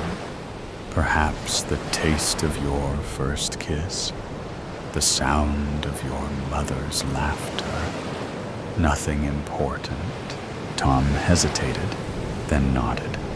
"Deal." The man in black extended a gloved hand, and Tom shook it. The air shimmered between them, and for a moment, Tom felt a strange, dizzying tug deep in his chest, like something had been gently plucked from inside him. When it was over, the stranger handed him a vial filled with shimmering blue liquid. "Pour this over your fields tonight," he instructed. "And remember, the bargain is sealed." Tom barely heard him. His mind was already racing with visions of green fields and heavy rain. That night, under a sky still stubbornly cloudless, Tom stood at the edge of his withered fields. The brittle corn stalks rattled faintly in the dry breeze, a chorus of death. His hands trembled as he uncorked the vial, the shimmering blue liquid catching what little starlight there was. The scent hit him first, clean, sharp, like distant lightning and wet pavement after a storm. It was a smell he hadn't known in years. Taking a deep breath, Tom tilted the vial and let the liquid trickle out. It splattered onto the cracked, dust-hardened earth with a faint hiss, vanishing almost instantly into the thirsty ground. He watched, breath tight in his chest, waiting for something, anything, to happen. At first, there was only sumac, thick and suffocating. Then the earth shuddered beneath his feet, subtle as a heartbeat, but growing stronger. The low, primal growl of thunder rolled across the sky, distant yet powerful, like some ancient beast awakening from a long slumber. The wind shifted, cool and damp, carrying with it the promise of deliverance. A single drop splattered against Tom's forehead, cold and startling. He blinked, hardly daring to believe it. Another drop, then another, until the heavens opened with a sudden, furious roar. Rain came down in sheets, wild, relentless, drenching him in moments. The smell of wet earth rose around him, rich and intoxicating. Dust turned to mud beneath his boots as rivulets of water carved new paths through the parched ground. Tom threw back his head and laughed, a raw, unhinged sound torn from somewhere deep inside him. He spread his arms wide, welcoming the downpour like a sinner at baptism. Water slicked his hair to his scalp and dripped from his chin, but he didn't care. His laughter mingled with the storm, defiant and joyful. The fields drank greedily, the dead husks of corn softening, straightening, as though waking from a long nightmare. Leaves unfurled, vibrant green bleeding back into lifeless stalks. The transformation was swift and almost magical. A resurrection right before his eyes. By morning, the storm had passed, leaving the world washed clean and glistening under a pale new sun. Tom stood at the edge of his fields, now lush and vibrant, the corn standing tall and proud, shimmering with droplets of water. The air smelled sweet, alive. The screen door creaked, and Ellie came running out of the house, bare feet splashing through puddles. Her face was radiant with disbelief, tears mingling with the remnants of rain. "Tom? How?" she gasped, her voice breaking with wonder. He didn't answer. Words seemed pointless. Instead, he pulled her into his arms and kissed her, fierce and grateful, as if sealing a promise between them. For the first time in years, Cedar Ridge felt alive, and hope, long buried beneath drought and despair, bloomed anew. The stranger returned a week later. Tom saw him standing by the gas station, his black suit immaculate despite the mud that clung to everyone else's boots. He knew, deep down, that this was no coincidence. "What do you want?" Tom demanded, his voice rough. The man's smile was razor sharp. "Just checking in. How's the farm?" "It's fine. Better than fine." "Glad to hear it." The stranger's eyes glittered. "But you see, Mr. Weaver, memories are tricky things. Sometimes they're connected in ways we don't expect." Tom frowned. "What are you talking about?" The man tilted his head. "Tell me, Tom, do you remember your wife's name?" Tom opened his mouth, then froze. A cold dread crept up his spine. He could see her face clearly, her bright eyes, the curve of her smile. But her name was gone, slipped through his fingers like water. "No," Tom whispered, horror dawning. "No, that's not possible." "Ah," the stranger said softly. "A shame.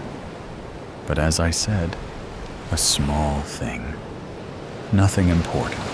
Tom lunged at him, but the man in black was already walking away, his silhouette dissolving into the shimmering heat. The rain never came again, and neither did Tom's wife. At least, not in any way that mattered. She was still there, smiling and talking. But her name was a hollow echo in Tom's mind, forever lost to the drought. And so Cedar Ridge, baked under the unchanging sun, its people haunted by what they'd forgotten, paranoid delusions. The wind buffeted him wildly, and the rain hammered down relentlessly. He was walking near the local creek, which was connected to the suburb's storm water drains. But this particular area was just rocks, shrubs, trees, and water.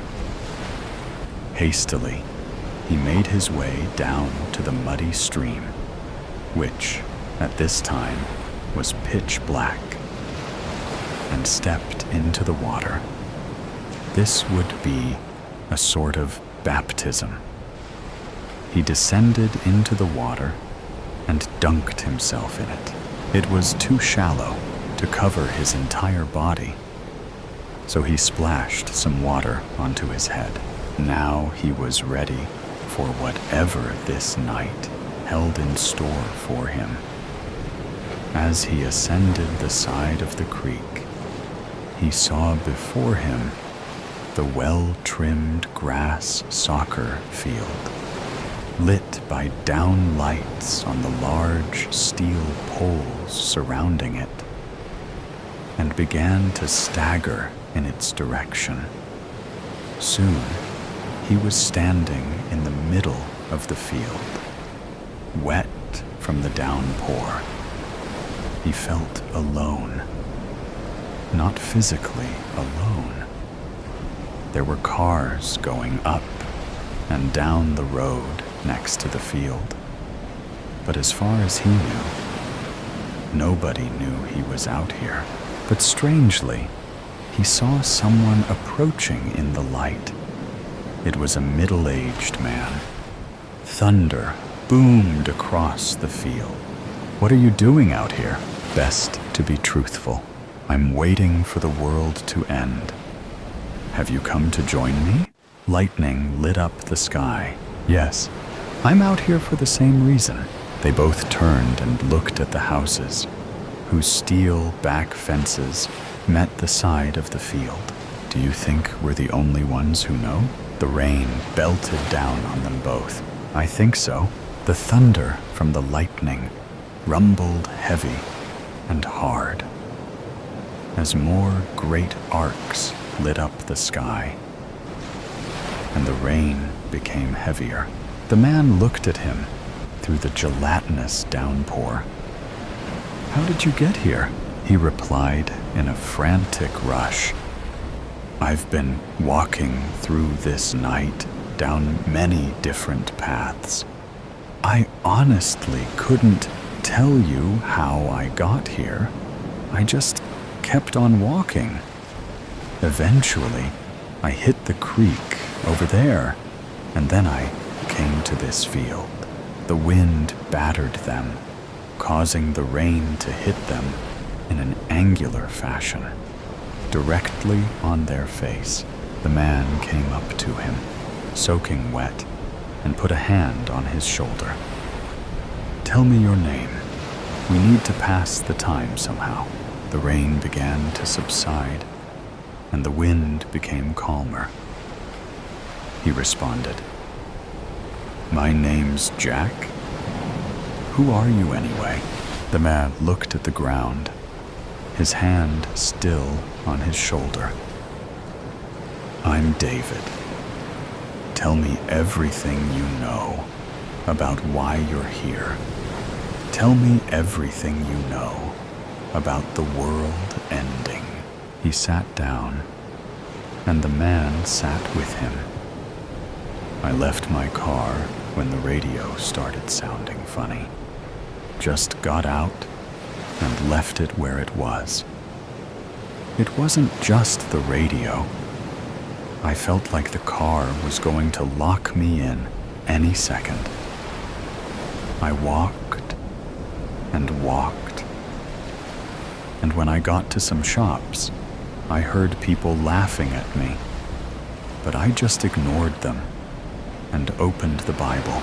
I was sitting on a concrete barrier, and the pages just started to turn, slowly at first, but then faster and faster, till it stopped at the book of Revelation.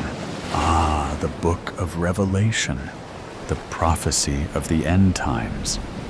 But don't you think that maybe it was just the wind? Jack's face tightened, and his teeth gritted.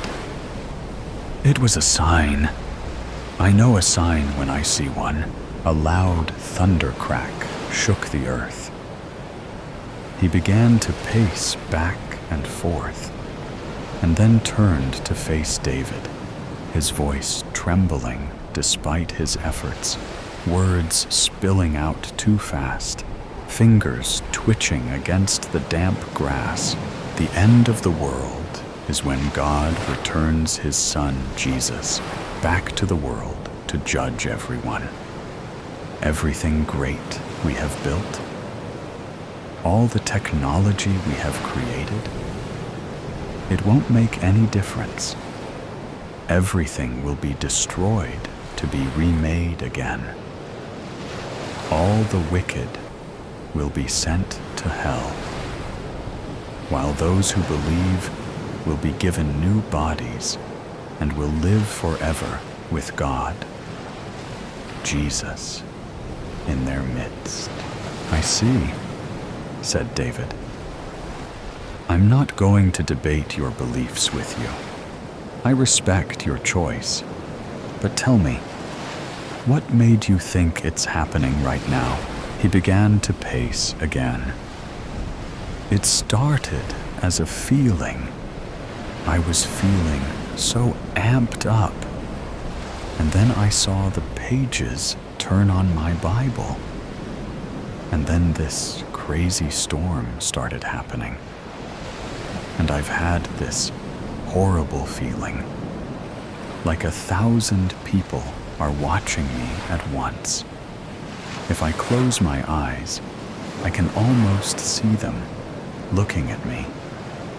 And then, when I was in my car, I heard people singing my name. I don't know why they were doing that. Maybe they want me to think I'm special. So I'll think I am the Messiah, but I'd be a false Messiah, so I can't let them control me.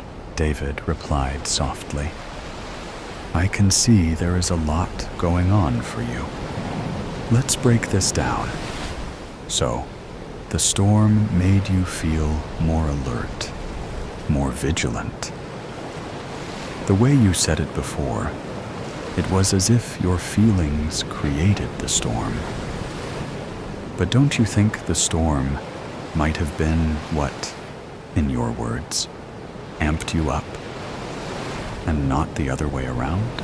The wind became gentle. He continued, his voice calm and reassuring, and the feeling of being watched. This could be paranoia. Many people who become paranoid feel they are being watched. And when you heard people singing your name, are you sure that's what you heard? Do you think maybe you misheard? Or perhaps you're hallucinating? In any case, you left your car running in the middle of the road. I hope it hasn't been stolen. His shoulders slumped. The clouds were clearing, and a few stars were visible through the soccer field lights. Everything you're saying could be true, but if I can't trust my own feelings, how can I know anything? I'm a Christian. I believe God can talk to me. Is God deceiving me? Silence descended upon them, with only a faint breeze gusting back and forth. David smiled. Listen, I respect your beliefs, and I'm sure that there is something in those beliefs that allows for God to communicate with you. in certain ways. But let me tell you something. He opened his wallet and pulled out a card. I am not actually here for the end of the world. I'm here to find you. I'm a psychologist in the public mental health care system. Your parents have reported you missing. And I'm here because your phone allowed us to track you. That might sound like a breach of privacy, but believe me, it's in your own interest. Right now, I believe you are mentally unwell, and I want to help you.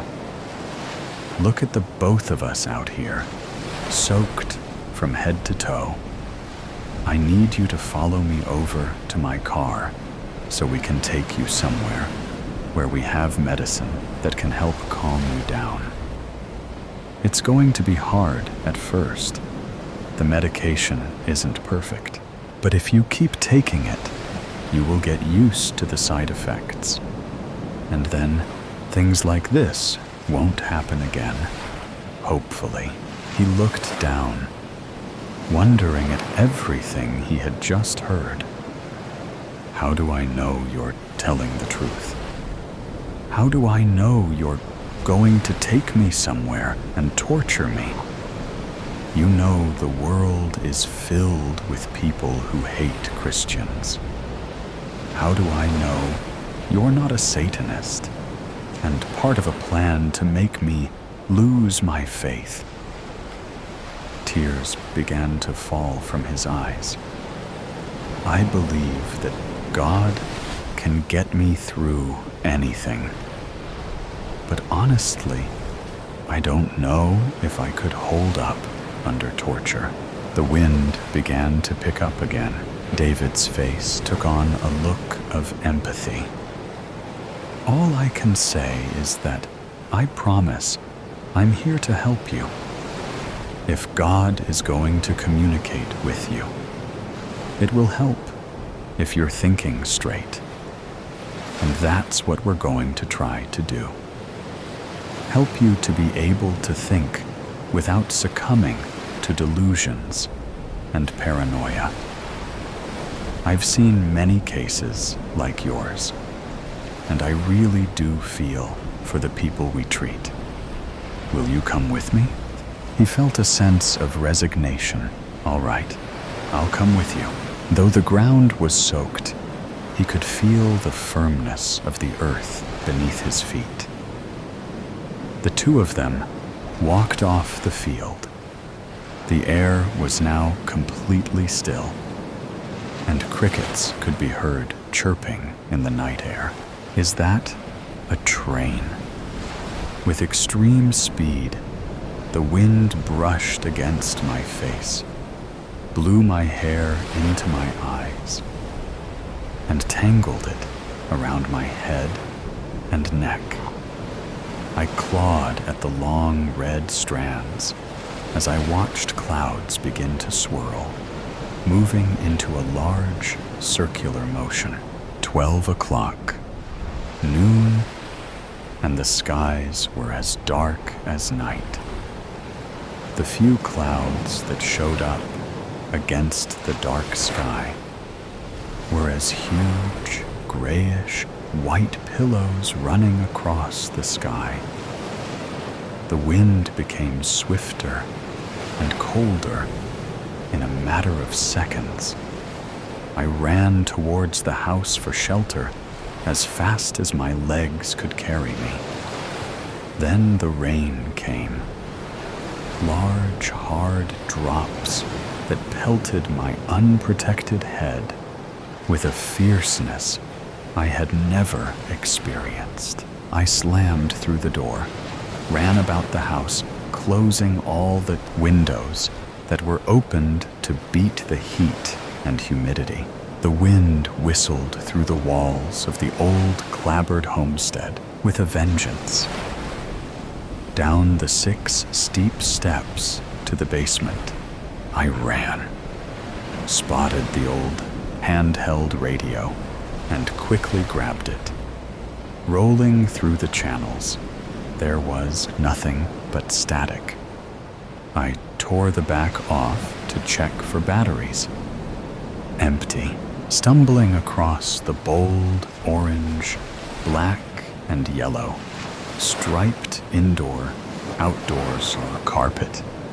I headed back up the stairs toward the kitchen. My anxious pull on the utility storage drawer was more aggressive than intended.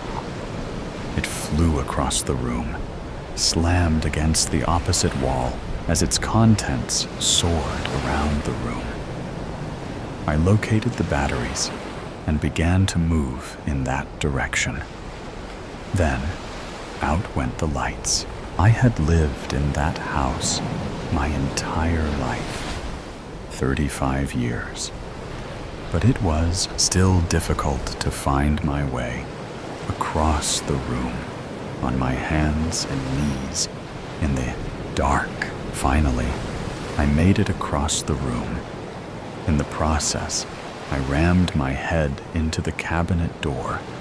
The batteries lay within reach. After slamming the batteries into the old radio, I ran back to the basement to find a flood. Water rising, now licked at the second step from the bottom. Suddenly, the rain stopped, and the wind stopped blowing. It was too quiet. I looked out the back door window. The sky, still black as night, made it hard to see what was going on in the sky above. I looked all around. Nothing but blackness. There was a deafening sound. I looked around to find the source, but it was too dark to see anything from my viewpoint. The leaves on the trees rustled, then fell to the ground. The noise was so intense, I thought I was hearing things. A low whistle, accompanied by a chuka, chuka, chuka, mixed with a loud scream that grew into something painful. I covered my ears with my hands, unsure if the scream came from me or elsewhere. I ran from the house and across the street to my neighbor's yard and the safety of their basement home. As a child, both of my parents worked nights. They had instructed me, as well as my 3 siblings. If there is ever a chance of a tornado, run across the street to the Williams house. Their entire home is a basement and the safest place to be in a bad storm.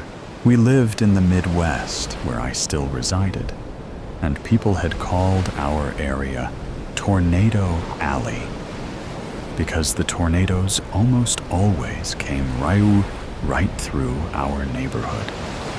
This caused destruction, with much expense for replacing things like roofs, sheds, cars, and trucks, and sometimes even livestock. As an adult, I still take my parents' instructions to heart and run to my neighbor's house when necessary. Alice opened the door and dragged me in. That's when I saw the source of the eerie sound. "Is that a train?" I asked Alice, my neighbor, even as the question sounded ludicrous to my ears. A train in the sky? That was impossible, wasn't it? "No, Opal dear. That's a funnel cloud," Alice answered. "A what?" I looked out the window after she shut the door behind me. "A tornado." She dragged me away from the door. "Come, we must hurry." She rushed us into the middle of the house, sat me on the floor next to a sofa placed against the wall, and covered us with a heavy blanket. The train was now overhead, I remember being in many tornadoes as a kid, but I don't remember hearing anything like the noise I heard then. I was more afraid during that storm than I had ever been before. After the train sounds left and the rain started coming down again, Alice went into the kitchen to make us some sweet hot cocoa with marshmallows. Alice was the daughter of the people that I had run too many years ago, and the cocoa recipe was one of her mom's. I would never have told my own mother this, but it was the best I had ever had. When we heard the all-clear sirens, we opened the door and looked out at the sun-shining afternoon. Alice's yard had no large trees for branches to break off of, or leaves to clutter her lawn. But the family always had a huge garden with potatoes, carrots, lettuce, tomatoes, and many other things like stalks of corn and assorted colors of peppers. Unfortunately for Alice, it looked like there was going to be a lot of canning going on at her house very soon. There were trees that grew to the side of their house along the roadside, but they were evergreens, stout and dense. I remember hiding behind them to block the wind as we waited for the school bus. There was an entire row of 6, and on frigid days, other kids would walk to the Williamses' yard just to use the tree block. Sometimes 7 or 8 of us, all huddled there together for warmth. The evergreens were planted there as protection from high winds and storms. It seemed to work. At least it worked that day. I looked across the road toward my house and noticed the roof would need some shingles replaced, something I had learned to do at an early age, since we lost them so many times. Most insurance companies want to charge a premium for living in that area now, due to recurring claims, but it's worth it most of the time. If it's only a few shingles, I normally wouldn't have bothered with the claims. I would just do the job and have done with it. That practice also kept my policy premiums down. When I got home, I toured the house looking for damage, which was aplenty. 2 broken windows. Our shed had blown over the fence into my next-door neighbor's yard, crumbled against one of their trees into a large metal ball. Other than the flooded basement, the rest of the house looked in surprisingly decent shape.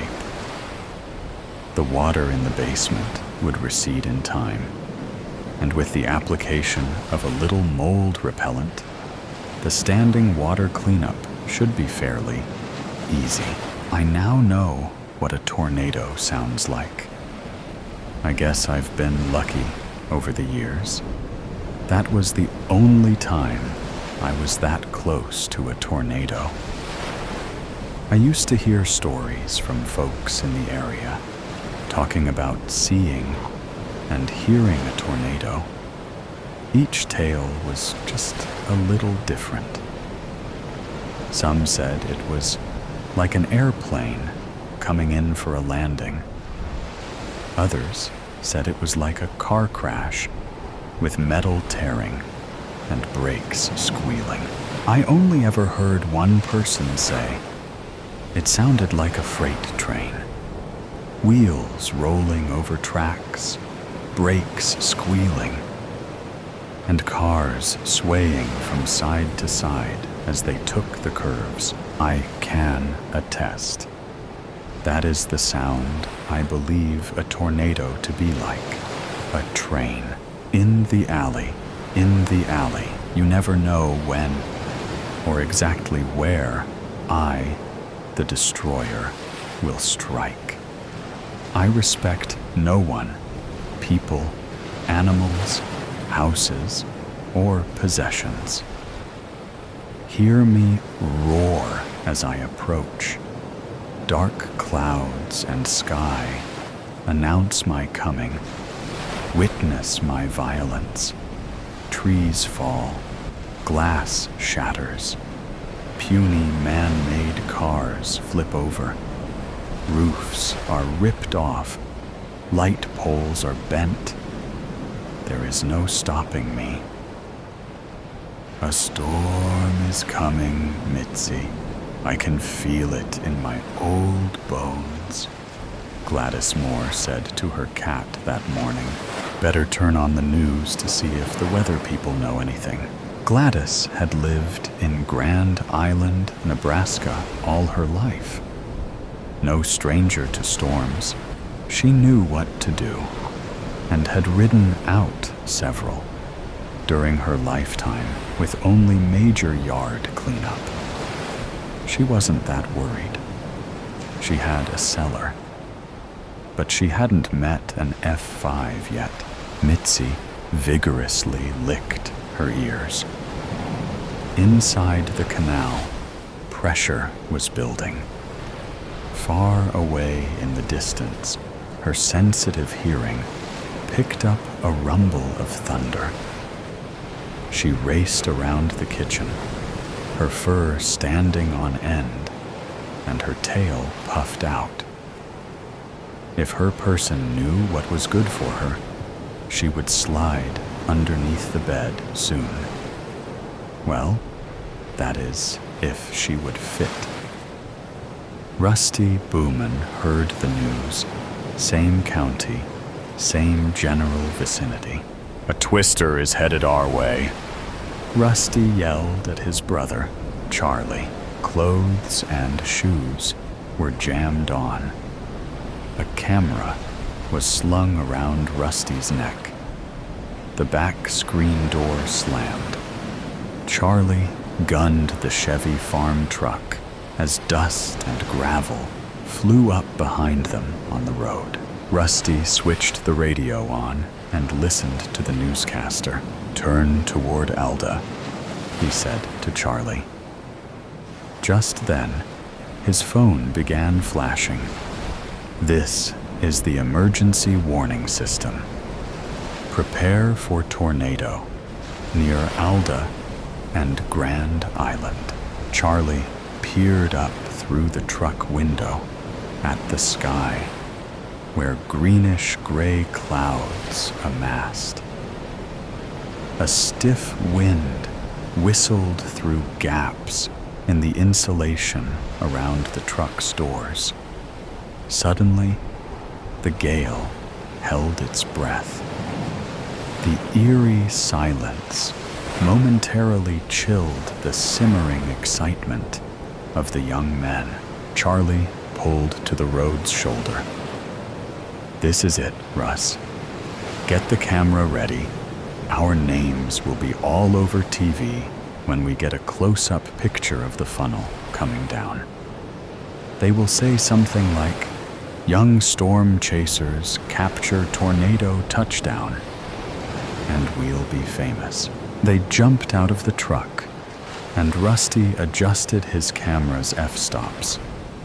Later, what was actually said was, "Young storm chasers killed near Alda. Their pickup truck lay in the ditch next to the road. Who knows what happened to the camera and the pictures? They were never found." "Foolish young men," says the destroyer. "But there is no law that says that people can't be idiots. They got a warning. Even looking at the signs in the sky should have told them I was imminent. No remorse on my part." As soon as Gladys saw the darkening expanse above her house, she put on her sturdy shoes and hung a whistle on a chain around her neck. She called her neighbor, Torrance Fielding. "You headed for shelter?" she asked. "Need anything?" "Yep, going down to keep the spiders in the basement company. Got everything I need. You?" "I'm fine. Just got to sit it out." Her tornado safety list was checked. Food, warm clothing and blankets, a flashlight, first aid kit, her meds, and water. She put Mitzi in her carrier with a soft cloth on the bottom. After several trips downstairs with supplies and her beloved cat, she closed the basement door behind her. A transistor radio would give her news. She put on her bicycle helmet, lest something hit her in the head, well away from the small windows. Gladys planted herself in a chair with Mitzi on her lap. Mitzi hated being confined and restless. She squirmed and meowed. Outside, the wind rose and shrieked and howled like a possessed animal while they waited and waited. Fear shivered down Gladys's spine. Then a silent lull, somehow more frightening, like the storm was gathering strength for its next onslaught. The house began to shake. Hail rattled down outside like bullets. She covered her head and Mitzi with a blanket. Slam, bang. They could hear wood splintering, objects falling and crashing to the floor above them. Paint cans plunged from the basement shelves, and some ruptured, spattering the cement with color. A suffocating pressure bore down on Gladys's chest. Rising dust made her cough. Her heart pounded, and her breath came in gasps. Panicked, she yanked the covering off herself. Bright flashes of light could be seen through the shattered window panes as the tornado passed over them. Debris from outside whooshed in through the broken windows.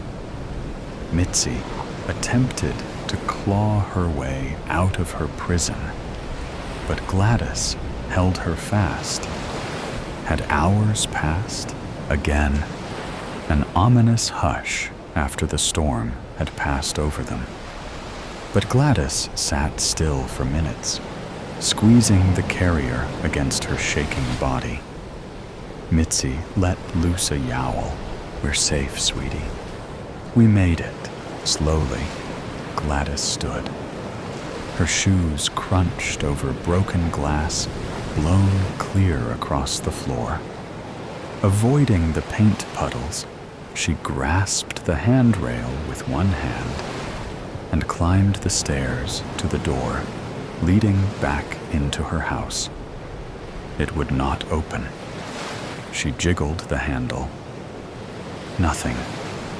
She set Mitzi down on the stairs and pushed her weight against it. Wouldn't budge. No way could she crawl out those dinky basement windows. Anyway, she'd be cut to pieces.